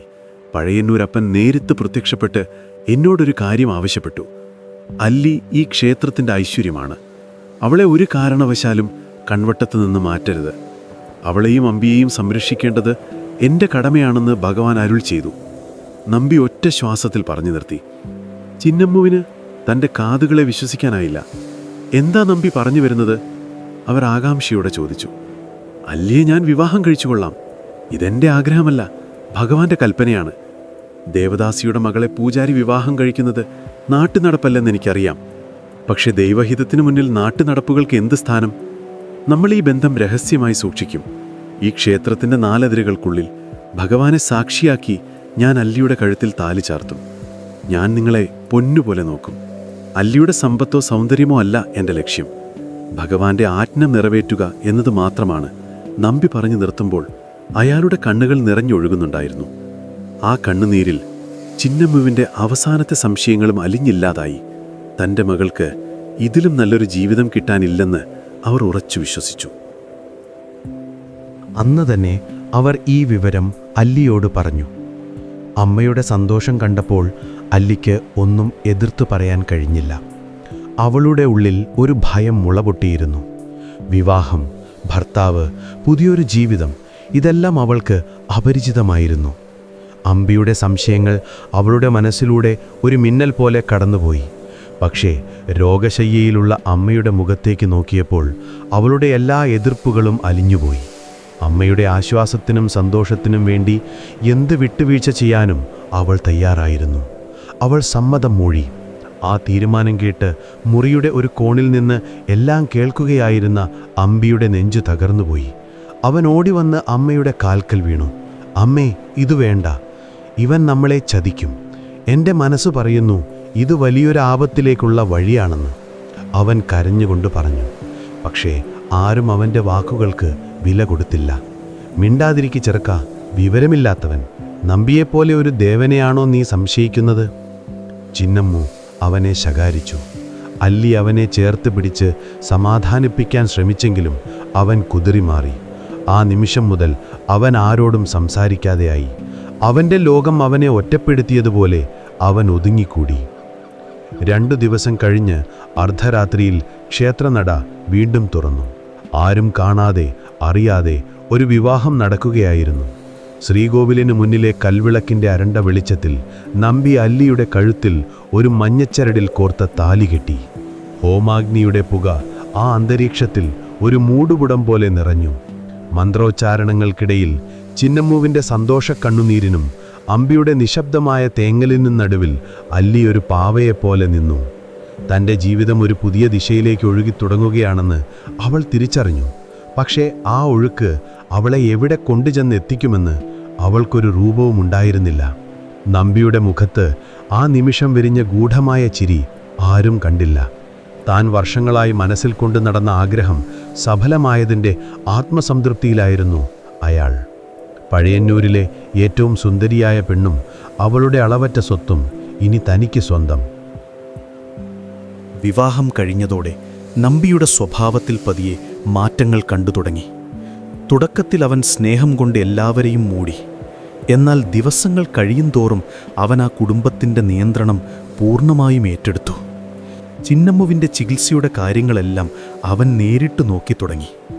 അവരുടെ കയ്യിലുണ്ടായിരുന്ന സ്വർണവും പണവും ചികിത്സക്കും നമ്മുടെ ഭാവിക്കും വേണ്ടി സുരക്ഷിതമായി സൂക്ഷിക്കാം എന്ന് പറഞ്ഞ് അവൻ സ്വന്തമാക്കി. ചിന്നമ്മുവിന് അതിലൊരു സംശയവും തോന്നിയില്ല. അല്ലിയെ അവൻ പുറത്തിറങ്ങാൻ അനുവദിക്കാതെയായി. എൻ്റെ ഭാര്യയുടെ സൗന്ദര്യം മറ്റുള്ളവർ കാണുന്നത് എനിക്കിഷ്ടമല്ല എന്നായിരുന്നു അതിനവൻ പറഞ്ഞ ന്യായം. ക്ഷേത്രത്തിൽ നൃത്തം ചെയ്യുന്നതിൽ നിന്നും അവൻ അവളെ വിലക്കി. ഇനി നീ എൻ്റെ മുന്നിൽ മാത്രം ആടിയാൻ മതി അവൻ കൽപ്പിച്ചു. അല്ലിയുടെ ലോകം വീണ്ടും ചെറുതായി. ക്ഷേത്രമതിലുകൾക്കുള്ളിൽ നിന്ന് ആ വീടിൻ്റെ 4 ചുവരുകൾക്കുള്ളിലേക്ക് അവൾ ഒതുക്കപ്പെട്ടു. അവളുടെ ചിലങ്കയുടെ ശബ്ദം നിലച്ചു. അവളുടെ പാട്ടുകൾ ആരും കേൾക്കാതെയായി.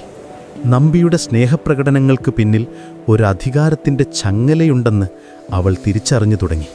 പക്ഷേ അപ്പോഴേക്കും ഒരുപാട് വൈകിയിരുന്നു. അവളുടെ ജീവിതത്തിലെ അവസാനത്തെ സന്തോഷത്തിൻ്റെ കണികയും പറ്റിയത് ചിന്നമ്മുവിൻ്റെ മരണത്തോടെയാണ്. ഒരു രാത്രി അല്ലിയുടെ മടിയിൽ തലവെച്ച് കിടന്നുകൊണ്ട് ആ അമ്മ യാത്രയായി. അവരുടെ മരണാനന്തര ചടങ്ങുകൾ പോലും നമ്പിയാണ് മുന്നിൽ നിന്ന് നടത്തിയത്. ഇനി നിങ്ങൾ 2 പേർക്കും ഞാൻ മാത്രമേ ഉള്ളൂ എന്ന് പറഞ്ഞ് അവൻ അല്ലിയെയും അമ്പിയെയും ചേർത്തു പിടിച്ചു. എന്നാൽ ആ വാക്കുകളിലെ പൊള്ളക്കരം തിരിച്ചറിയാൻ മാത്രം അവർക്ക് കഴിഞ്ഞില്ല. ചിന്നമ്മുവിൻ്റെ മരണത്തോടെ അതുവരെ കാണിച്ച നേരിയ പരിഗണന പോലും ഇല്ലാതെയായി. അമ്പിയോടയാൾക്ക് കടുത്ത പുച്ഛമായിരുന്നു. അവനെ ഒരു ഭൃത്യനെ പോലെയാണ് കണ്ടിരുന്നത്. അല്ലിയോടുള്ള പെരുമാറ്റത്തിലും കാർക്കശ്യം നിറഞ്ഞു. അവൾ അണിയുന്ന വസ്ത്രങ്ങളിലും അവൾ സംസാരിക്കുന്ന രീതിയിലും അയാൾ കുറ്റങ്ങൾ കണ്ടെത്താൻ തുടങ്ങി. അവളുടെ സൗന്ദര്യത്തെ പ്രശംസിച്ചിരുന്ന അതേ നാവുകൊണ്ട് അയാൾ അവളെ ഇടിച്ചു താഴ്ത്തി. ഈ ചതിയുടെ ആഴം അല്ലി തിരിച്ചറിഞ്ഞു തുടങ്ങിയപ്പോഴേക്കും രക്ഷപ്പെടാനൊരു പഴുതും ബാക്കിയില്ലാത്ത ഒരിരുട്ടറയിൽ അവൾ അകപ്പെട്ടു കഴിഞ്ഞിരുന്നു.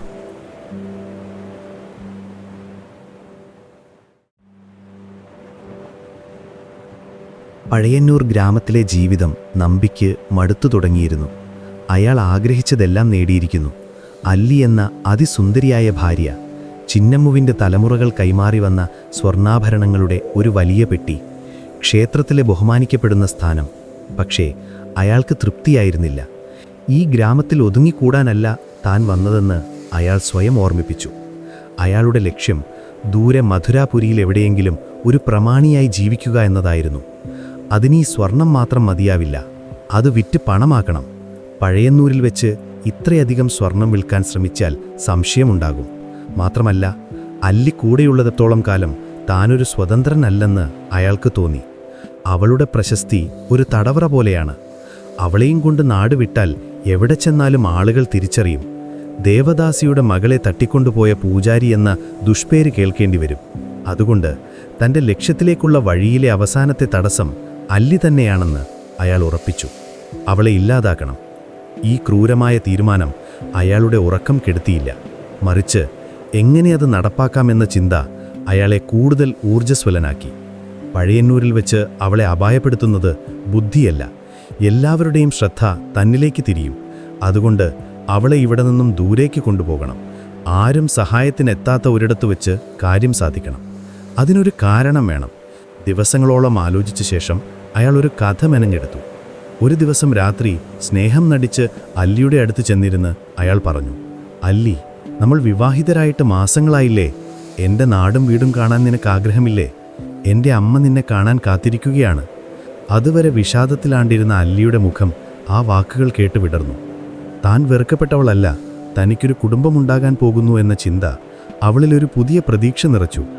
ശരിക്കും അവൾക്ക് വിശ്വസിക്കാനായില്ല. "അതെ, എൻ്റെ വീട് ഇവിടെ നിന്നും ഒരുപാട് ദൂരെയാണ്. പാണ്ഡ്യനാട്ടിലെ ഒരു വലിയ ഗ്രാമത്തിലാണ്. നമുക്ക് കുറച്ച് ദിവസം അവിടെ പോയി നിൽക്കാം. എൻ്റെ ബന്ധുക്കളെയൊക്കെ നിനക്ക് പരിചയപ്പെടാം," അയാൾ പറഞ്ഞു. അയാളുടെ വാക്കുകളിലെ ചതി അവൾ തിരിച്ചറിഞ്ഞില്ല. മാസങ്ങൾക്ക് ശേഷം ആദ്യമായി ഭർത്താവ് തന്നോട് സ്നേഹത്തോടെ സംസാരിച്ചപ്പോൾ അവൾ അതിൽ മതിമറന്നുപോയി. ഈ യാത്ര തങ്ങളുടെ ജീവിതം മാറ്റിമറിക്കുമെന്ന് അവൾ സ്വപ്നം കണ്ടു. ഒരു സാധാരണ ഭാര്യയായി ഭർത്താവിൻ്റെ വീട്ടിലേക്ക് പോകുന്നതിൻ്റെ സന്തോഷം അവളുടെ കണ്ണുകളിൽ തിളങ്ങി. അവൾ യാത്രയ്ക്ക് തയ്യാറായി. അമ്പിയും കൂടെ വരുമെന്ന് പറഞ്ഞപ്പോൾ നമ്പിക്ക് താല്പര്യമില്ലായിരുന്നു. പക്ഷെ അവനെ ഒഴിവാക്കിയാൽ അല്ലിക്ക് സംശയം തോന്നിയാലോ എന്ന് ഭയന്ന് അയാൾ മനസ്സില്ലാ മനസ്സോടെ സമ്മതിച്ചു. യാത്രയ്ക്കുള്ള ഒരുക്കങ്ങൾ തുടങ്ങി. ചിന്നമ്മുവിൻ്റെ വലിയ ആഭരണ പെട്ടി അയാൾ ഭദ്രമായി തൻ്റെ പെട്ടിക്കുള്ളിലാക്കി. "ഇതെല്ലാം എൻ്റെ അമ്മയെ കാണിക്കാൻ കൊണ്ടുപോവാം, അവർ സന്തോഷിക്കട്ടെ" എന്ന് അല്ലിയോട് പറഞ്ഞപ്പോൾ അവൾ അത് ശരിവെച്ചു. യാത്ര പുറപ്പെടുന്ന ദിവസം പുലർച്ചെ ആരും ഉണരുന്നതിനു മുൻപ് അവർ 3 പേരും ക്ഷേത്രത്തിൽ നിന്ന് പടിയിറങ്ങി. ഒരു കാളവണ്ടിക്കാരനെ നേരത്തെ തന്നെ അയാൾ ഏർപ്പാട് ചെയ്തിരുന്നു. വണ്ടിയിൽ കയറുമ്പോൾ അല്ലി അവസാനമായി താൻ വളർന്ന ക്ഷേത്രമുറ്റത്തേക്ക് തിരിഞ്ഞു നോക്കി. തൻ്റെ ജീവിതത്തിലെ ഒരു അധ്യായം ഇവിടെ അവസാനിക്കുകയാണെന്നും പുതിയൊരെണ്ണം തുടങ്ങാൻ പോവുകയാണെന്നും അവൾ വിശ്വസിച്ചു. അമ്പിയുടെ മുഖത്ത് പക്ഷേ ഒരു തെളിച്ചവുമില്ലായിരുന്നു. അവൻ്റെ ഉള്ളിൽ ഒരു കൊടുങ്കാറ്റ് വീശിയടിക്കുന്നുണ്ടായിരുന്നു. ഈ യാത്ര ഒരു അന്ത്യത്തിലേക്കാണെന്ന് അവൻ്റെ മനസ്സ് ഉറക്കെ നിലവിളിച്ചു. പക്ഷേ സന്തോഷവതിയായ ചേച്ചിയുടെ മുഖത്തേക്ക് നോക്കി അശുഭമൊന്നും പറയാൻ അവന് കഴിഞ്ഞില്ല. അവൻ നിശബ്ദനായി വണ്ടിയുടെ ഒരു മൂലയിൽ ഒതുങ്ങിക്കൂടി. യാത്രയുടെ ആദ്യത്തെ 2 ദിവസം അവർക്ക് പരിചിതമായ വഴികളിലൂടെയായിരുന്നു. നെൽപ്പാടങ്ങളും ചെറിയ ഗ്രാമങ്ങളും അമ്പലങ്ങളും അവർ കടന്നുപോയി.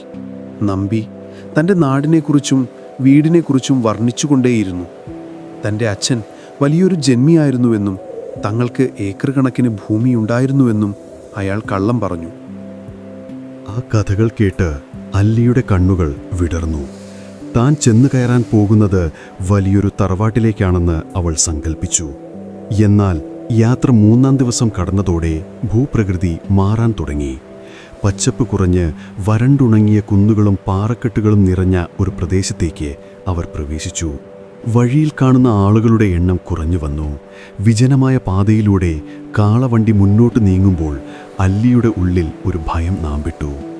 "ഇനിയും എത്ര ദൂരമുണ്ട്?" അവൾ ചോദിച്ചു. "ഏതാണ്ട് എത്താറായി" എന്ന് നമ്പി മറുപടി പറഞ്ഞു. എന്നാൽ അയാളുടെ കണ്ണുകൾ ചുറ്റുമുള്ള പ്രദേശം സൂക്ഷ്മമായി വീക്ഷിക്കുകയായിരുന്നു. തൻ്റെ പദ്ധതി നടപ്പാക്കാൻ പറ്റിയ ഒരു സ്ഥലം അയാൾ തിരിയുകയായിരുന്നു. ആളൊഴിഞ്ഞ വിജനമായ ഒരു സ്ഥലം. ആ യാത്ര പതിയെ പതിയെ ഒരു ഭീകര സ്വപ്നം പോലെയായി മാറുകയായിരുന്നു. സൂര്യൻ ചുട്ടുകൊള്ളുന്നു, ദാഹിച്ചു വലഞ്ഞാൽ കുടിക്കാൻ വെള്ളം പോലും കിട്ടാനില്ല. രാത്രിയാവുമ്പോൾ വഴിയരികിലെ സത്രങ്ങളിൽ തങ്ങും.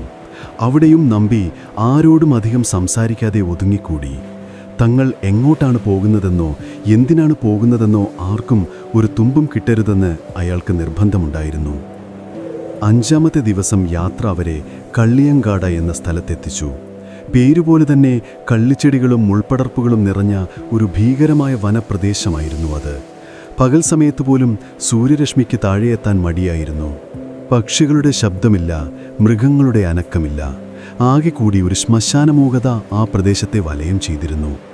കാറ്റടിക്കുമ്പോൾ കള്ളിപ്പാല മരങ്ങളുടെ ഇലകൾ കൂട്ടിയിടിക്കുന്ന ശബ്ദം ഒരു പ്രേതത്തിൻ്റെ ചിരി പോലെ തോന്നും. ആ സ്ഥലം കണ്ടതും നമ്പിയുടെ മുഖത്ത് ഒരു ക്രൂരമായ സംതൃപ്തി വിടർന്നു. താൻ തിരഞ്ഞ ഇടം ഇതുതന്നെയാണെന്ന് അയാൾ ഉറപ്പിച്ചു. അയാൾ വണ്ടിക്കാരനോട് വണ്ടി നിർത്താൻ ആവശ്യപ്പെട്ടു. "ഞങ്ങളിവിടെ ഇറങ്ങുന്നു, നിനക്കുള്ള കൂലി വാങ്ങി പൊയ്ക്കോളൂ," അയാൾ പറഞ്ഞു. വണ്ടിക്കാരൻ ആ പണം വാങ്ങി തിരിഞ്ഞു നോക്കാതെ വണ്ടി ഓടിച്ചുപോയി. വിജനമായ ആ കാട്ടുപാതയിൽ അവർ 3 പേരും തനിച്ചായി. "ഇവിടെയാണോ നിങ്ങളുടെ വീട്? ഈ കാട്ടിലോ?" അല്ലി ഭയത്തോടെ ചോദിച്ചു. അവളുടെ ശബ്ദം വിറയ്ക്കുന്നുണ്ടായിരുന്നു. നമ്പി ഒന്നും മറുപടി പറഞ്ഞില്ല. അവൻ പെട്ടികൾ താഴെ ഇറക്കി. എന്നിട്ട് കാട്ടിൻ്റെ ഉള്ളിലേക്ക് വിരൽ ചൂണ്ടി. "അങ്ങോട്ട് നടക്ക്." അവൻ്റെ ശബ്ദത്തിന് കനം വെച്ചിരുന്നു. അതുവരെ കേട്ട സൗമ്യത അതിലില്ലായിരുന്നു. അമ്പിയുടെ കാലുകൾ നിലത്തുറച്ചുപോയി. അവൻ ചേച്ചിയുടെ സാരിത്തുമ്പിൽ മുറുകെ പിടിച്ചു. നമ്പിയുടെ കണ്ണുകളിലെത്തി അവർ 2 പേരും ഒരുപോലെ കണ്ടു. അവരുടെ യാത്ര അവസാനിക്കുകയായിരുന്നു. ഒരു കൊലക്കളത്തിലേക്ക് നടന്നടുക്കുകയായിരുന്നു അവർ.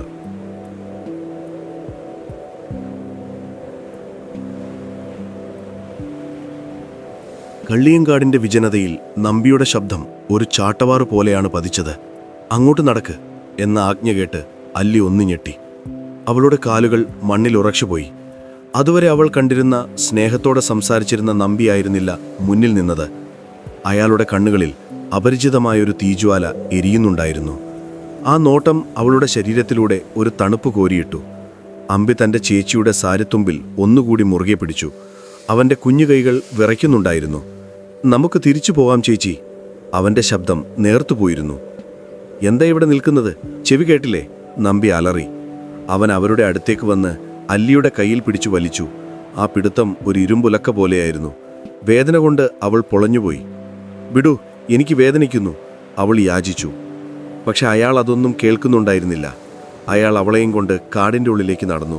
പിന്നാലെ എന്തു ചെയ്യണമെന്നറിയാതെ അമ്പിയും.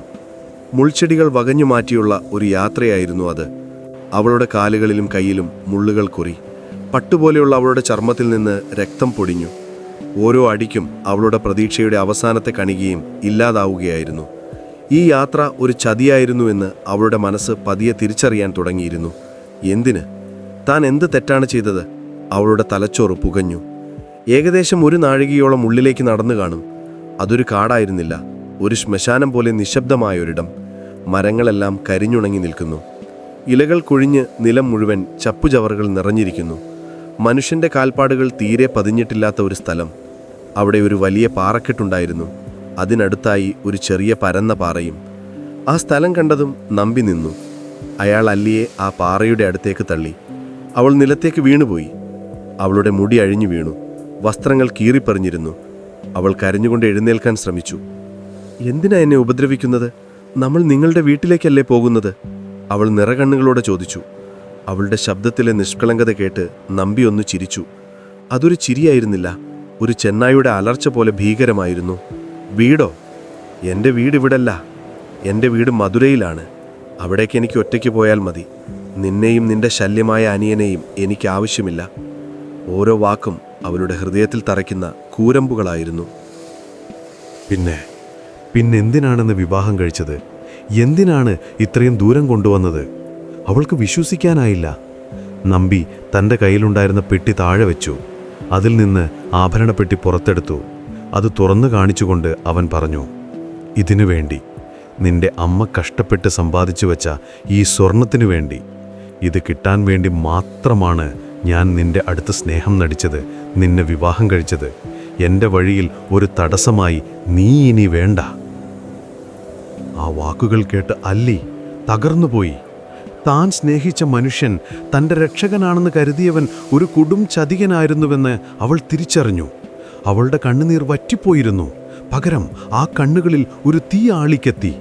ചതിയൻ, നീ എന്നെ ചതിക്കുകയായിരുന്നു അല്ലേ? എൻ്റെ അമ്മയെയും നീയല്ലേ കൊന്നത്? അവൾ നിലവിളിച്ചു. ആ ചോദ്യം കേട്ട് നമ്പി ഒന്ന് പതറി. പിന്നെ അവൻ്റെ മുഖത്ത് പുച്ഛം നിറഞ്ഞു. നിന്റെ അമ്മയെ ഞാൻ കൊന്നില്ല, പക്ഷേ ആ കിളവി മരിക്കാൻ ഞാൻ പ്രാർത്ഥിച്ചിരുന്നു. എല്ലാം എൻ്റെ വഴിക്ക് എളുപ്പമാക്കി തന്നത് ആ കിളവിയുടെ മരണം തന്നെയാണ്. ആ നിമിഷം അല്ലിയിലുണ്ടായിരുന്ന അവസാനത്തെ ഭയവും ഇല്ലാതായി. അവൾ സർവശക്തിയുമെടുത്തെഴുന്നേറ്റു. അവൾ അവനെയൊന്ന് രൂക്ഷമായി നോക്കി. ആ നോട്ടത്തിൽ നമ്പിയൊന്ന് വിറച്ചുപോയി. എന്നെ കൊന്നാലും എൻ്റെ ആത്മാവ് നിന്നെ വെറുതെ വിടില്ല. നിന്നെയും നിന്റെ തലമുറയെയും ഞാൻ വേട്ടയാടും. ഇത് സത്യം. അവൾ ഒരു പ്രഖ്യാപനം പോലെ പറഞ്ഞു. അവളുടെ ശബ്ദം ആ കാട് മുഴുവൻ മുഴങ്ങുന്നതുപോലെ തോന്നി. ആ വാക്കുകൾ നമ്പിയെ കൂടുതൽ ക്രൂരനാക്കി. നിന്റെ ആത്മാവ് വരുന്നത് നോക്കി ഞാനിരിക്കാം. അവൻ അട്ടഹസിച്ചു. അവൻ നിലത്തു കിടന്ന ഒരു വലിയ കല്ലെടുത്ത് അവളുടെ അടുത്തേക്കു നീങ്ങി. ഇതുവരെ ഒരു പ്രതിമ കണക്കെ നിശ്ചലനായി നിന്നിരുന്ന അമ്പിക്ക് ബോധം വീണത് അപ്പോഴാണ്.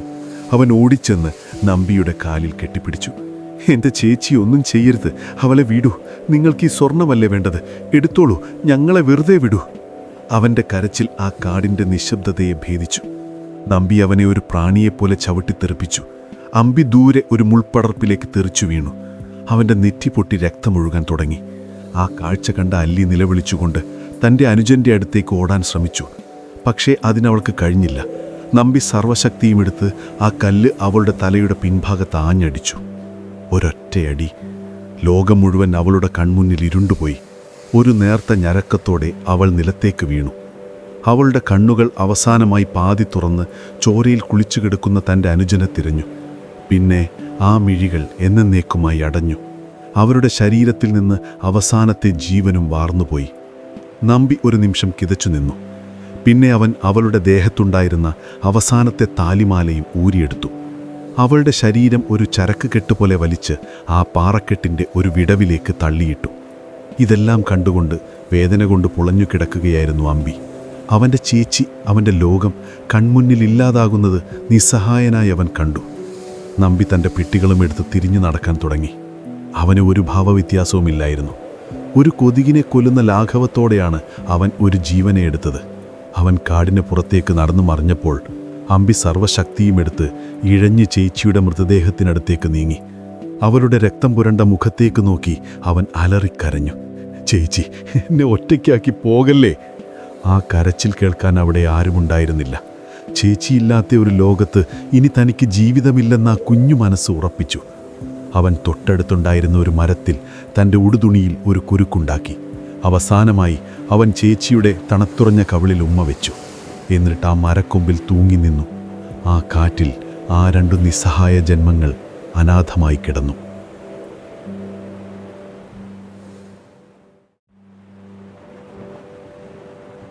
കള്ളിയങ്കാട് വീണ്ടും നിശബ്ദമായി.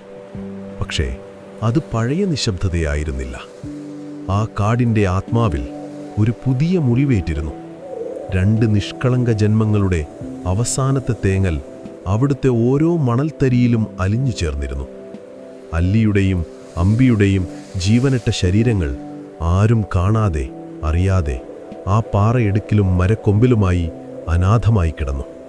എന്നാൽ അവരുടെ കഥ അവിടെ അവസാനിച്ചില്ല. ശരിക്കും പറഞ്ഞാൽ ഒരു പുതിയ ഭീകരമായ അധ്യായം തുടങ്ങുകയായിരുന്നു. അവരുടെ ആത്മാക്കൾ ആ ശരീരങ്ങളെ ഉപേക്ഷിച്ച് പുറത്തേക്ക് വന്നു. ആ ആത്മാക്കൾക്ക് ശാന്തി ഉണ്ടായിരുന്നില്ല. അവയിൽ നിറയെ അടങ്ങാത്ത പകയും തീരാത്ത വേദനയുമായിരുന്നു. ചതിക്കപ്പെട്ടതിൻ്റെ രോഷവും സംരക്ഷിക്കാൻ കഴിയാതെ പോയതിൻ്റെ ദുഃഖവും അവരെ ഒരഗ്നികോളം പോലെയാക്കി. ആ രണ്ടാത്മാക്കളും ഒരുമിച്ച് ആകാശത്തേക്ക് ഉയർന്നു. തങ്ങളുടെ പ്രതികാരത്തിൻ്റെ അടുത്ത ജന്മം തേടി ഒരു യാത്ര തുടങ്ങി. അതേസമയം കള്ളിയങ്കാടിനൊരുപാട് ദൂരെ പ്രൗഢഗംഭീരമായ ചോള സാമ്രാജ്യത്തിൽ ഒരു രാജാവ് നീറിപ്പുകഞ്ഞ് ജീവിച്ചിരുന്നു. രാജ്യം വലുതാണ്, ഖജനാവ് നിറഞ്ഞിരിക്കുന്നു, സൈന്യം ശക്തമാണ്. പക്ഷേ രാജാവിൻ്റെ മനസ്സ് ശൂന്യമായിരുന്നു. അദ്ദേഹത്തിനൊരു പിൻഗാമിയില്ല. വർഷങ്ങളായി മക്കളില്ലാത്തതിൻ്റെ ദുഃഖം അദ്ദേഹത്തെയും രാജ്ഞിയെയും കാർന്നു തിന്നുകൊണ്ടിരുന്നു. അവർ കഴിക്കാത്ത മരുന്നുകളില്ല, നടത്താത്ത പൂജകളില്ല. രാജ്യത്തെ ഏറ്റവും വലിയ വൈദ്യന്മാർ കൈമലർത്തി. ജ്യോതിഷികൾ ഗ്രഹനിലകൾ വീണ്ടും വീണ്ടും പരിശോധിച്ചു, പക്ഷേ ഫലമുണ്ടായില്ല. സാമ്രാജ്യത്തിൻ്റെ ഭാവി എന്താകുമെന്നോർത്ത് രാജാവ് ഉറക്കമില്ലാത്ത രാത്രികൾ തള്ളിനീട്ടി. കൊട്ടാരത്തിലെപ്പോഴും ഒരുതരം നിഗൂഢമായ നിശബ്ദത തളം കെട്ടിനിന്നു. അങ്ങനെയിരിക്കെ ഒരു ദിവസം ആരും പ്രതീക്ഷിക്കാത്ത ഒരു വാർത്ത കൊട്ടാരത്തിൽ സന്തോഷത്തിൻ്റെ മണിമുഴക്കമുണ്ടാക്കി. രാജ്ഞി ഗർഭിണിയാണ്. വാർത്തയറിഞ്ഞ് രാജാവിൻ്റെ കണ്ണു നിറഞ്ഞു. രാജ്യമെങ്ങും ആഘോഷങ്ങൾ തുടങ്ങി. ദാനധർമ്മങ്ങൾ നടത്തി. ക്ഷേത്രങ്ങളിൽ പ്രത്യേക പൂജകൾ നടന്നു. കൊട്ടാരത്തിലെ നിശബ്ദത മാറി എവിടെയും സന്തോഷത്തിൻ്റെ ആരവങ്ങൾ മാത്രം. എല്ലാവരും ജനിക്കാൻ പോകുന്ന രാജകുമാരനു വേണ്ടി പ്രാർത്ഥിച്ചു. പക്ഷേ ഈ സന്തോഷത്തിന് അധികം ആയുസ്സുണ്ടായിരുന്നില്ല. രാജ്ഞിയുടെ ഗർഭകാലം പുരോഗമിക്കുന്തോറും ചില വിചിത്രമായ അടയാളങ്ങൾ കണ്ടു തുടങ്ങി. രാജ്ഞിക്ക് വിചിത്രമായ ആഗ്രഹങ്ങളുണ്ടായി. പച്ചമാംസം കഴിക്കാൻ അവർക്ക് അതിയായ ആഗ്രഹം തോന്നി. അർദ്ധരാത്രിയിൽ ഉറക്കത്തിൽ നിന്ന് എഴുന്നേറ്റ് അവർ വിചിത്രമായി പെരുമാറാൻ തുടങ്ങി. കൊട്ടാരം വൈദ്യന്മാർക്ക് ഇതൊന്നും വിശദീകരിക്കാനായില്ല. ഗർഭകാലത്തെ സാധാരണ മാറ്റങ്ങളാണെന്ന് പറഞ്ഞ് അവരെല്ലാവരും സ്വയം സമാധാനിച്ചു. മാസങ്ങൾ പൂർത്തിയായി. രാജ്ഞിക്ക് പ്രസവവേദന തുടങ്ങി. കൊട്ടാരം മുഴുവൻ ആകാംക്ഷയുടെ മുൾമുനയായിരുന്നു. മണിക്കൂറുകൾക്ക് ശേഷം പുറത്തുവന്ന വാർത്ത എല്ലാവരെയും അത്ഭുതപ്പെടുത്തി. രാജ്ഞി ഒരാണും പെണ്ണുമായി ഇരട്ടക്കുട്ടികൾക്ക് ജന്മം നൽകിയിരിക്കുന്നു. രാജാവിൻ്റെ സന്തോഷത്തിന് അതിരില്ലായിരുന്നു. ഒന്നല്ല, 2 പിൻഗാമികൾ. അദ്ദേഹം ആൺകുട്ടിക്ക് നീലനെന്നും പെൺകുട്ടിക്ക് നീലിയെന്നും പേരിട്ടു. പക്ഷേ ആ കുഞ്ഞുങ്ങളെ ആദ്യമായി കണ്ടപ്പോൾ രാജാവിൻ്റെയും രാജ്ഞിയുടെയും ഉള്ളിൽ ഒരു നേരിയ ഭയം അരിച്ചു കയറി. ആ കുഞ്ഞുങ്ങൾ അതിസുന്ദരരായിരുന്നു. നീലക്കണ്ണുകളും കാർവർണ്ണമുള്ള മുടിയും സ്വർണം പോലത്തെ നിറവും. പക്ഷേ അവരുടെ സൗന്ദര്യത്തിനൊരു വശ്യതയുണ്ടായിരുന്നില്ല. മറിച്ച് കണ്ടു നിൽക്കുന്നവരിൽ ഒരു അസ്വസ്ഥതയുണ്ടാക്കുന്ന എന്തോ ഒന്ന് അതിലുണ്ടായിരുന്നു. അവർ കരഞ്ഞില്ല, ചിരിച്ചില്ല. കണ്ണുകൾ തുറന്ന് ചുറ്റും നോക്കുമ്പോൾ ആ നോട്ടത്തിന് ഒരു കുഞ്ഞിൻ്റെ നിഷ്കളങ്കതയുണ്ടായിരുന്നില്ല. വർഷങ്ങളുടെ അനുഭവ സമ്പത്തുള്ള ഒരു മുതിർന്ന ആളിൻ്റെ നോട്ടം പോലെയായിരുന്നു അത്. കുട്ടികൾ വളരുംതോറും ഈ വിചിത്രമായ സ്വഭാവങ്ങൾ കൂടിക്കൂടി വന്നു. അവർ മറ്റു കുട്ടികളുമായി കളിച്ചില്ല. എപ്പോഴും 2 പേരും ഒരുമിച്ചായിരിക്കും. അവർക്കിടയിൽ സംസാരം വളരെ കുറവായിരുന്നു. പക്ഷെ അവർ കണ്ണുകൾ കൊണ്ട് പരസ്പരം സംസാരിക്കുന്നത് പോലെ തോന്നും. നീലിയുടെ മുഖം എപ്പോഴും ഗൗരവപൂർണമായിരുന്നു. അവളുടെ കണ്ണുകളിൽ ഒരു തീക്ഷ്ണതയുണ്ടായിരുന്നു. നീലൻ എപ്പോഴും നീലിയുടെ സംരക്ഷകനെ പോലെ അവൾക്കൊപ്പം നിന്നു. ആരെങ്കിലും നീലിയെ ഒന്ന് നോക്കിയാൽ പോലും നീലന്റെ കണ്ണുകൾ അവരെ തുറിച്ചു നോക്കും. കൊട്ടാരത്തിലെ പരിചാരകർക്ക് അവരെ പേടിയായിരുന്നു. അവർക്ക് ഭക്ഷണം കൊടുക്കാൻ പോലും പലരും മടിച്ചു. കാരണം പാകം ചെയ്ത ഭക്ഷണത്തിനോട് അവർക്ക് താല്പര്യമുണ്ടായിരുന്നില്ല. അടുക്കളയിൽ നിന്ന് മോഷ്ടിച്ച പച്ച മാംസത്തിന്റെ കഷ്ണങ്ങൾ അവരുടെ മുറിയിൽ നിന്ന് പലപ്പോഴും കണ്ടെടുത്തിട്ടുണ്ട്. കൊട്ടാരത്തിലെ പൂന്തോട്ടത്തിൽ കളിക്കുന്ന മുയലുകളെയും പ്രാവുകളെയും കാണാതാവാൻ തുടങ്ങിയപ്പോൾ സംശയം സ്വാഭാവികമായും അവരിലേക്ക് നീണ്ടു. രാജാവിന് തൻ്റെ മക്കളെക്കുറിച്ച് പരാതികൾ കിട്ടിത്തുടങ്ങി. പലതും അദ്ദേഹത്തിന് വിശ്വസിക്കാൻ കഴിഞ്ഞില്ല. അദ്ദേഹം അവരെ സ്നേഹിക്കാൻ ശ്രമിച്ചു. അവരെ മടിയിലിരുത്തി കഥകൾ പറയാൻ ശ്രമിച്ചു. പക്ഷേ അവർ യാതൊരു താല്പര്യവും കാണിച്ചില്ല. അവരുടെ കണ്ണുകളിലേക്ക് നോക്കുമ്പോൾ തൻ്റെ ഉള്ളിലിരുന്ന് ആരോ ഒരാൾ മുന്നറിയിപ്പ് തരുന്നത് പോലെ അദ്ദേഹത്തിന് തോന്നി. ഇവരെൻ്റെ മക്കളല്ല, മറ്റാരോ ആണ്. രാജ്ഞിയുടെ അവസ്ഥ ഇതിലും കഷ്ടമായിരുന്നു. സ്വന്തം മക്കളെ അവർ ഭയപ്പെടാൻ തുടങ്ങി. രാത്രിയിൽ അവരുടെ മുറിക്ക് മുന്നിലൂടെ നടന്നു പോകുമ്പോൾ അവർ അടക്കിപ്പിടിച്ച് സംസാരിക്കുന്നത് കേട്ട് അവർ പലപ്പോഴും ഞെട്ടിയിട്ടുണ്ട്. പക്ഷേ വാതിൽ തുറന്നു നോക്കുമ്പോൾ അവർ ഗാഠനിദ്രയിലായിരിക്കും. ഇതൊക്കെ വെറും തോന്നലുകളാണോ അതോ യാഥാർത്ഥ്യമാണോ എന്ന് തിരിച്ചറിയാനാവാതെ അവർ മാനസികമായി തളർന്നു. ചോള സാമ്രാജ്യത്തിന്റെ കിരീടാവകാശികൾ കൊട്ടാരത്തിൽ ഒരു പേടി സ്വപ്നമായി മാറുകയായിരുന്നു. കാര്യങ്ങൾ കൈവിട്ടു പോകുന്നത് രാജാവും രാജ്ഞിയും തിരിച്ചറിയുന്നത് ഒരു പ്രഭാതത്തിലാണ്. കൊട്ടാരത്തിലെ പശുത്തൊഴുത്തിൽ നിന്ന് അസാധാരണമായൊരു ബഹളം കേട്ടാണ് എല്ലാവരും ഓടിച്ചെല്ലുന്നത്. അവിടെ കണ്ട കാഴ്ച ഭീകരമായിരുന്നു. രാജ്യത്തെ ഏറ്റവും മികച്ച ഇനം പശുക്കളിൽ 2 എണ്ണം ചത്തുകിടക്കുന്നു. അവയുടെ ശരീരത്തിൽ ഒരിടത്തും മുറിവുകളില്ല. പക്ഷെ അവയുടെ കഴുത്തിൽ 2 ചെറിയ തുളകൾ മാത്രം കാണാനുണ്ട്. ശരീരത്തിലെ മുഴുവൻ രക്തവും ആരും ഊറ്റിയെടുത്തതുപോലെ അവ വിളറി വെളുത്തിരുന്നു. ഈ സംഭവം കൊട്ടാരത്തിലൊരു ഭൂകമ്പം തന്നെ സൃഷ്ടിച്ചു.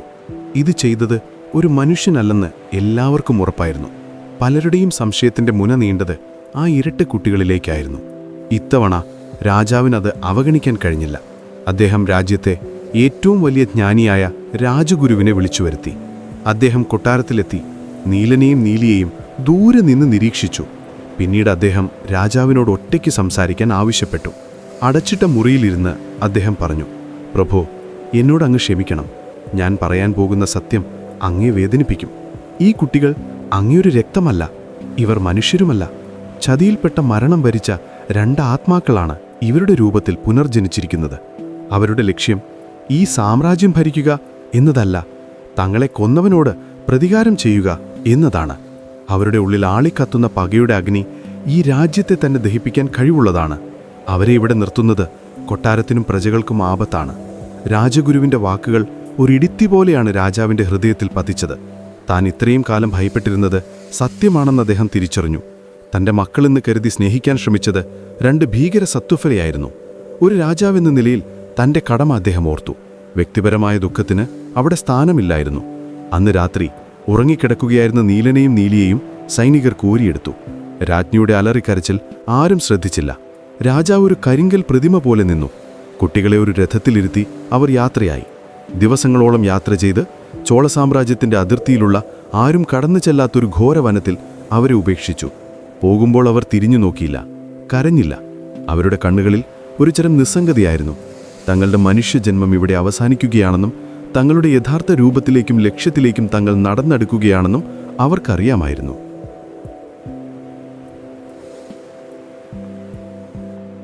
ചോള സൈനികർ ഉപേക്ഷിച്ചുപോയ ഘോരവനത്തിൽ നീലിയും നീലനും ഒറ്റയ്ക്ക് നിൽക്കുകയാണ്. അവർക്ക് ഭയമോ സങ്കടമോ തോന്നിയില്ല. കാരണം അവരുടെ മനുഷ്യജന്മം അവിടെ അവസാനിച്ചിരുന്നു. ഉള്ളിൽ ഉറങ്ങിക്കിടന്നിരുന്ന മറ്റേതോ ശക്തി അവരെ ഭരിക്കാൻ തുടങ്ങിയിരുന്നു. എങ്ങോട്ട് പോകണമെന്നതിനെക്കുറിച്ച് അവർക്ക് സംശയമൊന്നുമുണ്ടായിരുന്നില്ല. ഒരു കാന്തം ഇരുമിനെ വലിക്കുന്നതുപോലെ ഒരു പ്രത്യേക ദിശയിലേക്ക് അവരുടെ കാലുകൾ ചലിച്ചു തുടങ്ങി. ഓർമ്മകൾ അവരെ വഴി നടത്തുകയായിരുന്നു. തങ്ങളുടെ ആദ്യത്തെ ജന്മം അവസാനിച്ച ആ മണ്ണിലേക്ക്, കള്ളിയങ്കാട്ടേക്ക് അവർ ഒരു യാത്ര തുടങ്ങി.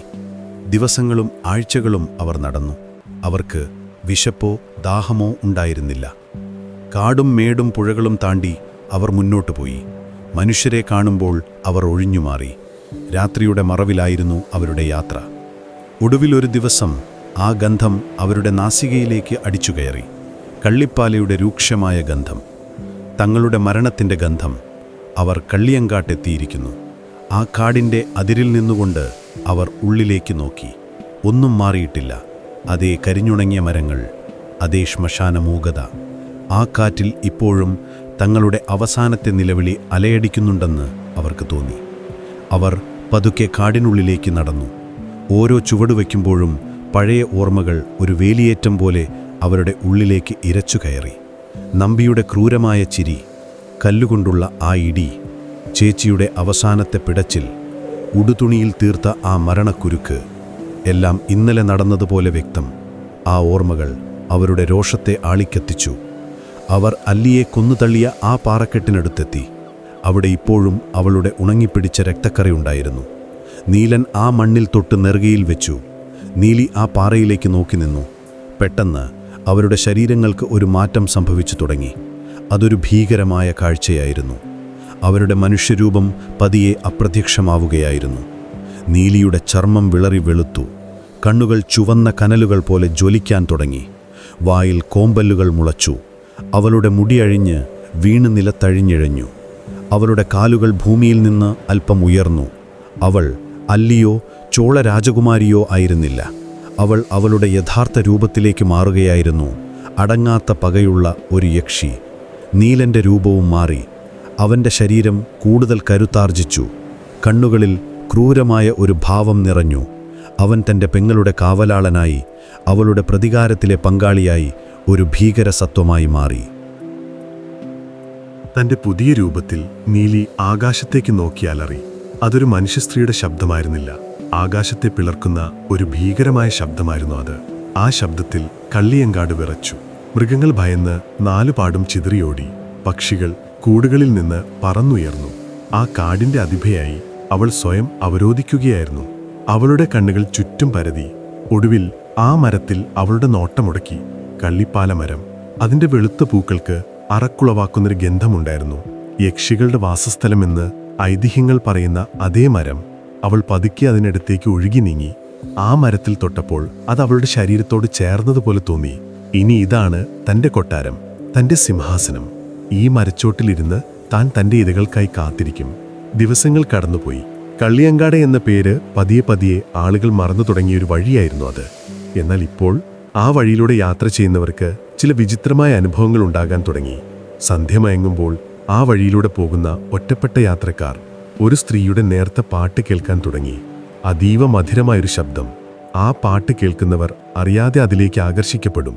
ശബ്ദം വെളുന്ന ദിശയിലേക്ക് അവർ നടന്നു ചെല്ലുമ്പോൾ ഒരു കാഴ്ച കാണും. വഴിവിളക്കിന്റെ അരണ്ട വെളിച്ചത്തിൽ അതീവ സുന്ദരിയായൊരു യുവതി നിൽക്കുന്നു. വഴി തെറ്റിപ്പോയതാണെന്നോ കൂടെയുള്ളവരെ കാണാനില്ലെന്നോ പറഞ്ഞ് അവൾ കരയും. അവളുടെ സൗന്ദര്യത്തിൽ മയങ്ങി, അവളുടെ കണ്ണുനീരിൽ അലിഞ്ഞ് ആരും അവളെ സഹായിക്കാൻ തയ്യാറാകും.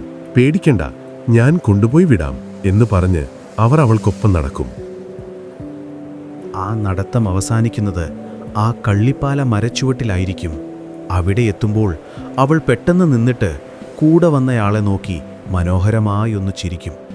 ആ ചിരിയിൽ സർവവും മറന്ന് അയാൾ അവളെ തന്നെ നോക്കി നിൽക്കുമ്പോൾ അവളുടെ രൂപം മാറും. കോമ്പല്ലുകൾ പുറത്തുവരും, കണ്ണുകൾ ജ്വലിക്കും, കൈകളിൽ കൂർത്ത നഖങ്ങൾ വളരും. ഭയം കൊണ്ട് അയാൾക്ക് നിലവിളിക്കാൻ പോലും കഴിയില്ല. അടുത്ത നിമിഷം അവൾ അയാളുടെ കഴുത്തിൽ ആഴ്ന്നിറങ്ങും. അയാളുടെ ജീവന്റെ അവസാനത്തെ തുടിപ്പും നിലയ്ക്കുന്നതുവരെ അവൾ ആ രക്തം ഊറ്റിക്കുടിക്കും. എന്നിട്ട് ആ നിർജീവമായ ശരീരം കാട്ടിലെ മൃഗങ്ങൾക്ക് എറിഞ്ഞുകൊടുക്കും. നീലൻ ഈ സമയത്തെല്ലാം ഒരു നിഴലുപോലെ പരിസരത്തുണ്ടാകും. ആരെങ്കിലും രക്ഷപ്പെടാൻ ശ്രമിച്ചാൽ, അല്ലെങ്കിൽ ദൂരെ നിന്ന് ആരെങ്കിലും ഈ കാഴ്ച കണ്ടാൽ അവരെ കൈകാര്യം ചെയ്യേണ്ടത് അവൻ്റെ ചുമതലയാണ്. പതിയെ പതിയെ കള്ളിയങ്കാട് ഒരു ഭീകര പ്രദേശമായി മാറി. ആ വഴിയിലൂടെയുള്ള യാത്രകൾ നിലച്ചു. പകൽ സമയത്ത് പോലും ആളുകൾ അതുവഴി പോകാൻ ഭയപ്പെട്ടു. കാണാതായ കച്ചവടക്കാരുടെയും വഴിപോക്കരുടെയും കഥകൾ നാട് മുഴുവൻ പരന്നു. ചിലരുടെ മൃതദേഹങ്ങൾ മാസങ്ങൾക്ക് ശേഷം തിരിച്ചറിയാനാവാത്ത വിധം കാടിൻ്റെ പല ഭാഗങ്ങളിൽ നിന്നായി കിട്ടി. എല്ലാ ശരീരങ്ങളിലും ഒരേ അടയാളമുണ്ടായിരുന്നു. കഴുത്തിൽ 2 ചെറിയ തുളകൾ, ശരീരത്തിൽ ഒരു തുള്ളി രക്തം പോലും ബാക്കിയില്ലാതെ. കള്ളിയങ്കാട്ടെ നീലി എന്ന പേര് കേട്ടാൽ കുട്ടികൾ പോലും ഞെട്ടിവിറയ്ക്കുന്ന ഒരു കാലം വന്നു. അവൾ ഒരു ഐതിഹ്യമായി, ഒരു പേടി സ്വപ്നമായി ആ നാടിനെ ഭരിച്ചു. എന്നാൽ ഈ കൊലപാതകങ്ങളൊന്നും നീലിയുടെ പകയടക്കിയില്ല. ഓരോ പുരുഷനെയും കൊല്ലുമ്പോൾ അവൾ തെരഞ്ഞത് ഒരു മുഖമായിരുന്നു, നമ്പിയുടെ മുഖം. ഓരോ ഇരയുടെ കണ്ണുകളിലും അവൾ പരതിയത് ആ ചതിയൻ്റെ ഭാവമായിരുന്നു. പക്ഷെ അവരിലാരും അവനായിരുന്നില്ല. ഈ കൊലകളെല്ലാം തന്നെ അവളുടെ പ്രതികാരത്തിലേക്കുള്ള ഒരു ഒരുക്കം മാത്രമായിരുന്നു. അവൾ തൻ്റെ യഥാർത്ഥ ഇരയ്ക്ക് വേണ്ടി കാത്തിരുന്നു. കള്ളിപ്പാല മരത്തിൻ്റെ മുകളിൽ നിലാവില്ലാത്ത രാത്രികളിൽ അവൾ ഇരിക്കും. അവളുടെ ചുവന്ന കണ്ണുകൾ ദൂരേക്ക് നോക്കിയിരിക്കും. അവളുടെ കാതുകൾ ഒരു പ്രത്യേക കാലൊച്ചയ്ക്ക് വേണ്ടി കാതോർത്തിരിക്കും. തൻ്റെ ജീവിതം തകർത്ത, തൻ്റെ അനുജനെ കൊന്ന ആ നീചൻ്റെ കാലൊച്ചയ്ക്ക് വേണ്ടി. അവൻ വരുന്നതും അവൻ്റെ രക്തം കൊണ്ട് തൻ്റെ ദാഹം തീർക്കുന്നതും സ്വപ്നം കണ്ട് അവൾ ആ കാടിൻ്റെ രാജ്ഞിയായി വാണു.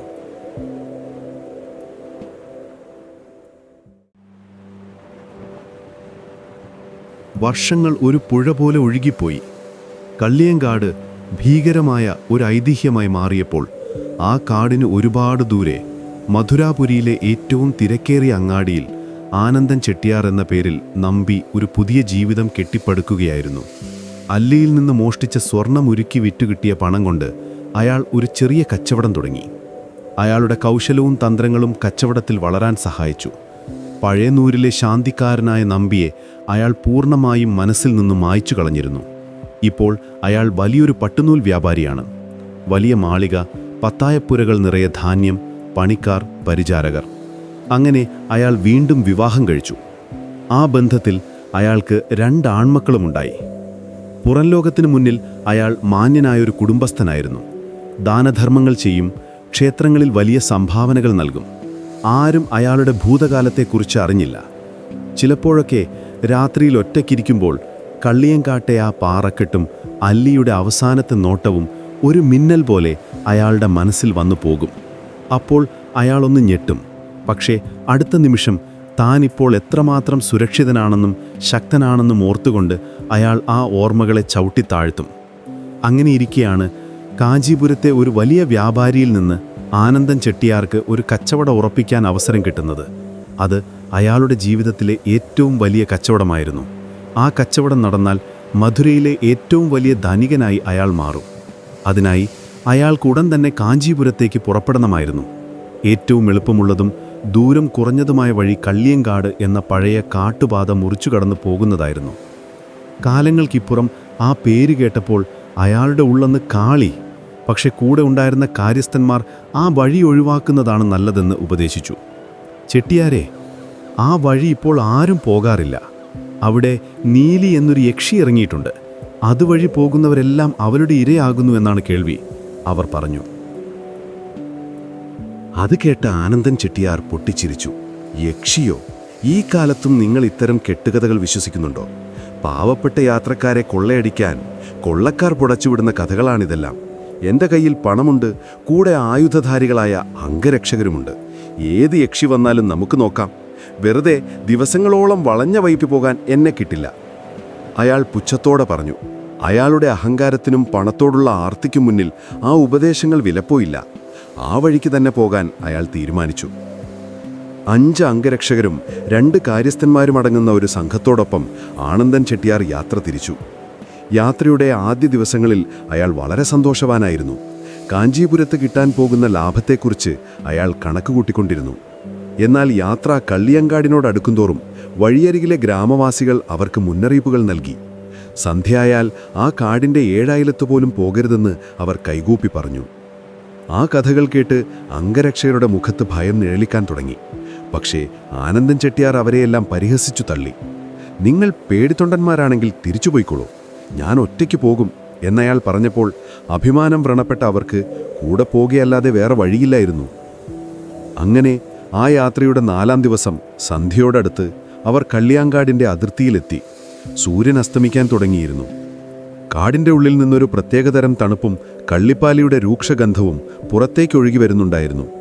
ആ പ്രദേശം കണ്ടപ്പോൾ തന്നെ കാര്യസ്ഥന്മാരുടെയും അംഗരക്ഷകരുടെയും ധൈര്യം ചോർന്നുപോയി. ചെട്ടിയാരെ, ഇന്നീ രാത്രി നമുക്കിവിടെ അടുത്തുള്ള സത്രത്തിൽ തങ്ങിയിട്ട് നാളെ പുലർച്ചെ യാത്ര തുടരാം. ഈ സമയത്ത് കാട്ടിൽ കയറുന്നത് ആപത്താണ്, അവർ കെഞ്ചി പറഞ്ഞു. ഇനിയൊരടി മുന്നോട്ടില്ല, നേരം വെളുത്തിട്ട് പോകാം, അംഗരക്ഷകരുടെ തലവൻ തീർത്തു പറഞ്ഞു. അയാളുടെ കണ്ണുകളിൽ ഭയം കട്ട പിടിച്ചിരുന്നു. ആനന്ദൻ ചെട്ടിയാർക്ക് ദേഷ്യമടക്കാനായില്ല. വിഡ്ഢികൾ, ഒരു യക്ഷിക്കഥ കേട്ട് പേടിക്കാൻ നാണമില്ലേ നിങ്ങൾക്ക്? എന്നാൽ നിങ്ങളിവിടെ നിന്നോളൂ. ഞാൻ ഒറ്റയ്ക്ക് പോയി നേരം വെളുക്കുമ്പോൾ അപ്പുറത്തെ ഗ്രാമത്തിൽ കാത്തിരിക്കാം. അവിടെ വെച്ച് എൻ്റെ ധീരന്മാരായ അംഗരക്ഷകർക്ക് വരാമല്ലോ. അയാൾ പരിഹസിച്ചു. അയാൾ തൻ്റെ കുതിരയെ മുന്നോട്ട് നയിച്ചു. ഒറ്റയ്ക്ക് ആ കാടിൻ്റെ ഇരുട്ടിലേക്ക് അയാൾ പ്രവേശിച്ചു. തൻ്റെ ധീരതയിൽ അയാൾ സ്വയം അഭിമാനിച്ചു. പക്ഷേ ആ കാടിനുള്ളിലേക്ക് കടന്ന ആദ്യ നിമിഷം തന്നെ വർഷങ്ങൾക്ക് മുൻപ് താൻ അനുഭവിച്ച അതേ നിശബ്ദതയും തണുപ്പും അയാളെ പൊതിഞ്ഞു. എന്തോ ഒരു അപാകതയുണ്ടെന്ന് അയാളുടെ മനസ്സ് പറഞ്ഞു. എന്നാലും അഹങ്കാരം അയാളെ മുന്നോട്ട് നയിച്ചു.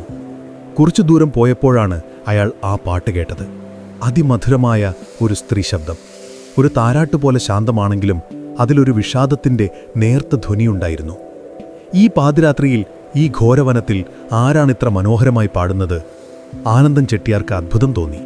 ഒരുപക്ഷെ വഴിതെറ്റി വന്ന ഏതെങ്കിലും യാത്രക്കാരിയാവാം. അയാൾ ശബ്ദം കേട്ട ഭാഗത്തേക്ക് കുതിരയെ നയിച്ചു. കുറച്ചപ്പുറത്തായി ഒരു മരച്ചുവട്ടിൽ അവൾ നിൽക്കുന്നുണ്ടായിരുന്നു. വെളുത്ത വസ്ത്രം ധരിച്ച ഒരു യുവതി. നിലാവിൻ്റെ നേർത്ത വെളിച്ചത്തിൽ അവളുടെ മുഖം വ്യക്തമായിരുന്നില്ല. പക്ഷേ അവളൊരു സുന്ദരിയാണെന്ന് ഒറ്റ നോട്ടത്തിൽ അയാൾക്ക് മനസ്സിലായി. അയാൾ കുതിരപ്പുറത്തുനിന്നിറങ്ങി അവളുടെ അടുത്തേക്ക് ചെന്നു. ആരാണിത്, ഈ രാത്രിയിൽ ഇവിടെ തനിച്ചു നിൽക്കുന്നത്? അയാൾ ചോദിച്ചു. അവൾ മുഖമുയർത്തി അയാളെ നോക്കി. ആ മുഖം കണ്ടതും ഒരു നിമിഷം അയാൾ സ്തംഭിച്ചുപോയി. വർഷങ്ങൾക്ക് മുൻപ് താൻ കൊന്നു മണ്ണടിയിട്ട അല്ലിയുടെ അതേ ഛായ. പക്ഷേ അത് അസാധ്യമാണല്ലോ. ലോകത്തിൽ ഒരേപോലെയുള്ള മനുഷ്യരുണ്ടാകുമെന്ന് അയാൾ സമാധാനിച്ചു. ഞാൻ വഴിതെറ്റി വന്നതാണ്. കൂടെയുള്ളവർ എന്നെ ഉപേക്ഷിച്ചു പോയി, അവൾ കരഞ്ഞുകൊണ്ട് പറഞ്ഞു. അവളുടെ കണ്ണുനീർ കണ്ടപ്പോൾ അയാളിലെ പുരുഷൻ ഉണർന്നു. പേടിക്കണ്ട, ഞാനുണ്ട് കൂടെ. നേരം വെളുക്കുമ്പോൾ നമുക്ക് ഒരുമിച്ച് പോകാം, അയാൾ അവളെ ആശ്വസിപ്പിച്ചു. അവൾ അയാളെ നോക്കി നന്ദിയോടെ ഒന്ന് പുഞ്ചിരിച്ചു. അവൾ മുന്നോട്ട് നടന്നു. അയാൾ അവളെ അനുഗമിച്ചു. അവിടെ ഒരു പാറയുണ്ട്, നമുക്ക് അവിടെ ഇരിക്കാം, അവൾ പറഞ്ഞു. അവൾ വിരൽ ചൂണ്ടിയ പാറക്കെട്ട് കണ്ടപ്പോൾ അയാളുടെ നെഞ്ചൊന്ന് കിടുങ്ങി. തനിക്ക് നല്ല പരിചയമുള്ളൊരിടം പോലെ. അവർ ആ പാറയുടെ മുകളിലിരുന്നു. അവൾ അയാളോട് അയാളുടെ നാടിനെക്കുറിച്ചും വീടിനെക്കുറിച്ചും എല്ലാം ചോദിച്ചു. തൻ്റെ കച്ചവടത്തെക്കുറിച്ചും സമ്പത്തിനെക്കുറിച്ചുമെല്ലാം അയാൾ വീമ്പ് പറഞ്ഞു. അവൾ അതൊന്നും ശ്രദ്ധിക്കുന്നുണ്ടായിരുന്നില്ല. അവളുടെ കണ്ണുകൾ അയാളുടെ മുഖത്ത് തറച്ചു നിൽക്കുകയായിരുന്നു. പെട്ടെന്ന് അവൾ ചോദിച്ചു, നിങ്ങളുടെ പേര് ആനന്ദൻ ചെട്ടിയാർ എന്നാണല്ലേ? പക്ഷേ നിങ്ങളുടെ യഥാർത്ഥ പേര് അതല്ലല്ലോ, അല്ലേ നമ്പി? ആ പേര് കേട്ടതും അയാളുടെ ശരീരത്തിലൂടെ ഒരു മിന്നൽ പിണർ പാഞ്ഞുപോയി. വർഷങ്ങളായി താൻ മറന്ന ആ പേര് ഇവൾക്കെങ്ങനെ അറിയാം? നിനക്കെൻ്റെ പഴയ പേരെങ്ങനെ അറിയാം? അയാളുടെ ശബ്ദം ഇടറി. അവളുടെ മുഖത്തെ പുഞ്ചിരി മാഞ്ഞു. പകരം അവിടെ ഒരു തണുത്ത ക്രൂരമായ ഭാവം നിറഞ്ഞു. നിന്റെ പേര് മാത്രമല്ല നമ്പി, എനിക്കെല്ലാം ഓർമ്മയുണ്ട്. പഴഞ്ഞൂർ ക്ഷേത്രവും എൻ്റെ അമ്മയെ ചതിച്ചതും എന്നെ സ്നേഹം നടിച്ചു വിവാഹം കഴിച്ചതും ഈ കാട്ടിലേക്ക് കൊണ്ടുവന്നതും ഈ പാറയിൽ വെച്ചെൻ്റെ തലക്കടിച്ചതും എൻ്റെ അനിയനെ കൊന്നതും എല്ലാം. അവളുടെ ശബ്ദം പതിയെ പതിയെ ഉയർന്നു. അതൊരലർച്ചയായി മാറി. ആനന്ദൻ ചെട്ടിയാർ ഭയന്നു വിറിച്ചെഴുന്നേറ്റു. അയാൾക്ക് കാര്യങ്ങൾ മനസ്സിലായി തുടങ്ങിയിരുന്നു. മുന്നിലിരിക്കുന്നതൊരു മനുഷ്യ സ്ത്രീയല്ല, കെട്ടുകഥകളിലെ ആ യക്ഷി. അല്ലി, ഇത് നീയാണോ? അതേടാ ചതിയനെ, ഞാൻ തന്നെ. നിന്നെ കാത്ത് ഞാൻ വർഷങ്ങളായി ഇവിടെ ഇരിക്കുകയായിരുന്നു, അവൾ അലറി. അവളുടെ രൂപം മാറാൻ തുടങ്ങി. വെളുത്ത മുഖം ചീർത്തു, കണ്ണുകൾ ചുവന്ന കനലുകളായി, വായിൽ നിന്ന് കോമ്പുതലകൾ പുറത്തേക്ക് വന്നു. ഭയന്നുപോയ ആനന്ദൻ ചെട്ടിയാർ തിരിഞ്ഞൂടി. രക്ഷിക്കണേ, അയാൾ നിലവിളിച്ചു. പക്ഷേ ഓടി രക്ഷപ്പെടാൻ അയാൾക്ക് കഴിഞ്ഞില്ല. ഒരു നിഴലുപോലെ നീലൻ അവൻ്റെ മുന്നിൽ വഴി തടഞ്ഞു നിന്നു. പേടിച്ചരണ്ട അയാൾ തിരിഞ്ഞു നോക്കിയപ്പോൾ നീലി കാറ്റിലൊഴുകി അയാളുടെ മുന്നിലെത്തി. അവൾ അയാളുടെ കഴുത്തിൽ പിടിച്ചുയർത്തി. എന്നെ കൊല്ലരുത്, നിനക്ക് വേണ്ടതെല്ലാം ഞാൻ തരാം, എൻ്റെ സമ്പത്തെല്ലാം തരാം, അയാൾ ജീവനു വേണ്ടി യാചിച്ചു. നീലി ഒന്ന് അട്ടഹസിച്ചു. എനിക്ക് നിന്റെ സമ്പത്തല്ല വേണ്ടത്, എൻ്റെ ജീവനാണ് നീ എടുത്തത്, അതിനു പകരം നിന്റെ ജീവൻ എനിക്ക് വേണം. അടുത്ത നിമിഷം അവളുടെ കൂർത്ത പല്ലുകൾ അയാളുടെ കഴുത്തിൽ ആഴ്ന്നിറങ്ങി. അയാളുടെ നിലവിളി ആ കാട്ടിൽ അലിഞ്ഞില്ലാതായി. അയാളുടെ ശരീരത്തിലെ അവസാന തുള്ളി രക്തവും ഊറ്റിക്കുടിച്ച് അവൾ ആ ശരീരം താഴേക്കെറിഞ്ഞു. വർഷങ്ങൾ നീണ്ട പകയുടെ ദാഹം അവൾ തീർത്തിരിക്കുന്നു. അവളുടെ പ്രതികാരം പൂർത്തിയായി.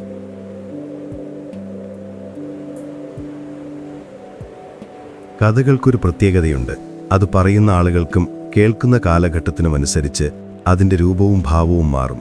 തുടക്കത്തിൽ കള്ളിയങ്കാട്ടെ നീലിയുടെ കഥ ഒരു പേടിപ്പെടുത്തുന്ന കഥ മാത്രമായിരുന്നു.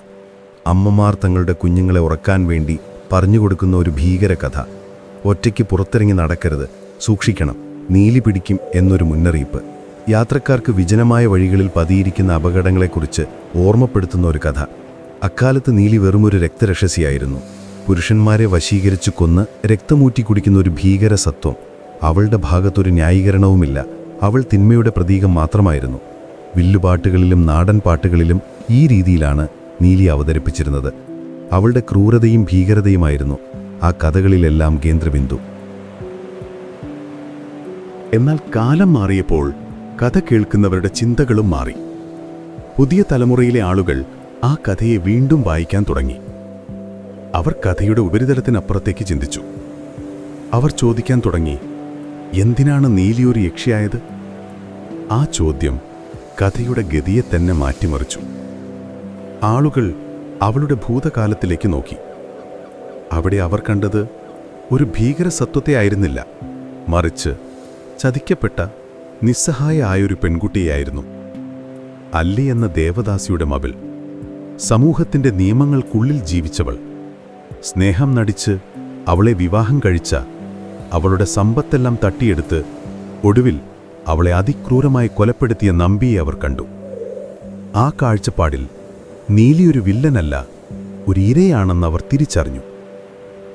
ഈ തിരിച്ചറിവ് നീലിയുടെ കഥയ്ക്ക് ഒരു പുതിയ മാനം നൽകി. അവൾ കേവലം ഒരു യക്ഷിയല്ലാതായി. അവൾ ചതിക്കപ്പെട്ട സ്ത്രീത്വത്തിൻ്റെ പ്രതീകമായി മാറി. പുരുഷാധിപത്യ സമൂഹത്തിൽ ഒരു സ്ത്രീക്ക് എത്രമാത്രം ദുരിതങ്ങൾ അനുഭവിക്കേണ്ടി വരും എന്നതിൻ്റെ ഉദാഹരണമായി അവളുടെ ജീവിതം മാറി. ദേവദാസി സമ്പ്രദായം അവളെ ക്ഷേത്രത്തിൽ തളച്ചിട്ടു. ഭർത്താവ് അവളെ ഒരു ഉപഭോഗ വസ്തുവായി മാത്രം കണ്ടു. അവളുടെ സമ്പത്തും സൗന്ദര്യവും കവർന്നെടുത്തു. ഒടുവിൽ ഒരു വിലയുമില്ലാതെ വലിച്ചെറിഞ്ഞു. ഈ ലോകത്ത് നീതി കിട്ടാതെ വന്നപ്പോൾ അവൾ മരണശേഷം നീതി നടപ്പാക്കാൻ വന്നവളായി. അവളുടെ പ്രതികാരം വ്യക്തിപരമായിരുന്നില്ല. അത് അവളെപ്പോലെ കബളിപ്പിക്കപ്പെട്ട ശബ്ദമില്ലാതായ ഒരുപാട് സ്ത്രീകൾക്ക് വേണ്ടിയുള്ളതായിരുന്നു. അവളുടെ അടങ്ങാത്ത പക അതിന്യായമായ രോഷമായി വ്യാഖ്യാനിക്കപ്പെട്ടു. ഈ ഒരു മാറ്റം വളരെ പ്രധാനപ്പെട്ടതായിരുന്നു. കാരണം അതുവരെ സ്ത്രീകളുടെ ദേഷ്യത്തെയും പ്രതികാരത്തെയും മോശമായ ഒന്നായിട്ടാണ് സമൂഹം കണ്ടിരുന്നത്. നല്ല സ്ത്രീകളെല്ലാം സഹിക്കുന്നവരും ക്ഷമിക്കുന്നവരുമാണ് എന്നായിരുന്നു പൊതുവെയുള്ള കാഴ്ചപ്പാട്. എന്നാൽ നീലിയുടെ കഥ ആ കാഴ്ചപ്പാടിനെ ചോദ്യം ചെയ്തു. ചതിക്കപ്പെട്ടാൽ, അതിക്രൂരമായി പീഡിപ്പിക്കപ്പെട്ടാൽ ഒരു സ്ത്രീയുടെ പ്രതികാരം എത്ര ഭീകരമായിരിക്കുമെന്ന് നീലി കാണിച്ചുകൊടുത്തു. അവളുടെ കഥ സ്ത്രീകൾക്ക് അവരുടെ ഉള്ളിലെ അടക്കിവെച്ച രോഷം പ്രകടിപ്പിക്കാനുള്ള ഒരു രൂപകമായി മാറി. അവളൊരു ഫെമിനിസ്റ്റ് ഐക്കണായി പതിയെ പതിയെ മാറുകയായിരുന്നു. അവളുടെ കഥ പറയുന്ന സിനിമകളും നാടകങ്ങളും പുസ്തകങ്ങളും വന്നു. ഓരോന്നിലും നീലിയുടെ ഈ പുതിയ ഭാവത്തിന് കൂടുതൽ മിഴിവ് ലഭിച്ചു. ഉദാഹരണത്തിന്, അടുത്ത കാലത്തിറങ്ങിയ ലോക എന്ന സിനിമയിൽ നീലിയുടെ കഥയെ ഒരു സൂപ്പർ ഹീറോ കഥ പോലെയാണ് അവതരിപ്പിക്കുന്നത്. കാലങ്ങളായി സ്ത്രീകളെ ഉപദ്രവിക്കുന്ന ദുഷ്ടശക്തികളെ ഇല്ലാതാക്കാൻ വരുന്ന ഒരു രക്ഷകയായിട്ടാണ് അതിൽ നീലിയെ ചിത്രീകരിക്കുന്നത്. ഇത് കാണിക്കുന്നത് ഈ ഐതിഹ്യം ഇപ്പോഴും എത്രമാത്രം സജീവമാണെന്നാണ്. ഓരോ കാലഘട്ടത്തിനും അനുയോജ്യമായ രീതിയിൽ അതിന് മാറാൻ കഴിയുന്നു. അല്ലിയിൽ നിന്ന് നീലിയിലേക്കുള്ള മാറ്റം അതൊരു ഭീകരസ്വത്വത്തിലേക്കുള്ള മാറ്റമല്ല, മറിച്ച് ശക്തിയിലേക്കുള്ള ഒരു മാറ്റമായി പുതിയ തലമുറ കാണുന്നു. തനിക്ക് നേരെ വന്ന അനീതിക്കെതിരെ പോരാടാൻ അസാമാന്യമായ ശക്തി ആർജിച്ച ഒരു സ്ത്രീ. അതുകൊണ്ട് ഇന്നും കള്ളിയാങ്കാട്ടെ നീലിയുടെ കഥയ്ക്ക് പ്രസക്തിയുണ്ട്. അത് വെറുമൊരു യക്ഷിക്കഥയല്ല, മറിച്ച് കാലങ്ങളായി സമൂഹം സ്ത്രീകളോട് കാണിക്കുന്ന അനീതിയുടെയും അതിനെതിരെയുള്ള അടങ്ങാത്ത ചെറുത്തുനിൽപ്പിൻ്റെയും കഥ കൂടിയാണ്. നീലിയുടെ കഥ കേവലം ഒരു ഐതിഹ്യമല്ല, അതൊരു ഓർമ്മപ്പെടുത്തലാണ്. ഒരുപാട് കാലം മുമ്പ് ജീവിച്ചിരുന്ന അല്ലി എന്ന പെൺകുട്ടിയുടെയും അവൾക്ക് നേരിടേണ്ടി വന്ന ചതിയുടെയും കഥ. കാലം എത്ര കഴിഞ്ഞാലും ചില കഥകൾ മായില്ല. കാരണം അതിൽ മനുഷ്യൻ്റെ അടിസ്ഥാനപരമായ വികാരങ്ങളുണ്ട്: സ്നേഹം, വിശ്വാസം, ചതി, പ്രതികാരം. നീലിയുടെ കഥയിൽ ഇതെല്ലാമുണ്ട്. അതുകൊണ്ടാണ് ഓരോ തലമുറയും ആ കഥയെ വീണ്ടും വീണ്ടും പറയുന്നതും പുതിയ അർത്ഥങ്ങൾ കണ്ടെത്തുന്നതും. ഒരുപക്ഷെ നാളത്തെ തലമുറ നീലിയെ മറ്റൊരു രീതിയിലായിരിക്കാം കാണുന്നത്. എന്നാലും ആ കഥ നിലനിൽക്കും. കാരണം ചതിക്കപ്പെടുന്നവരുടെ രോഷത്തിന് എന്നും പ്രസക്തിയുണ്ട്. അങ്ങനെ ചതിയുടെയും പ്രതികാരത്തിൻ്റെയും ഇരുണ്ട വഴികളിലൂടെ നമ്മൾ ഒരുപാട് ദൂരം സഞ്ചരിച്ചു. അല്ലിയുടെ നിഷ്കളങ്കമായ ജീവിതത്തിൽ നിന്ന് തുടങ്ങി കള്ളിയങ്കാട്ടെ ഭീകരമായ രാത്രിയിൽ അവസാനിച്ച ഒരു യാത്ര. ഇപ്പോൾ ആ കഥയുടെ അലയൊലികൾ നമ്മുടെ ഈ മുറിയുടെ നിശബ്ദതയിൽ പതിയെ അലിഞ്ഞു ചേരുകയാണ്. കള്ളിയങ്കാട്ടെ കാറ്റും കള്ളിപ്പാലിയുടെ ഗന്ധവും അല്ലിയുടെ ചിലങ്കയുടെ നേർത്ത ശബ്ദവുമെല്ലാം ഇനി നമ്മുടെ ഓർമ്മകളുടെ ഭാഗമാണ്.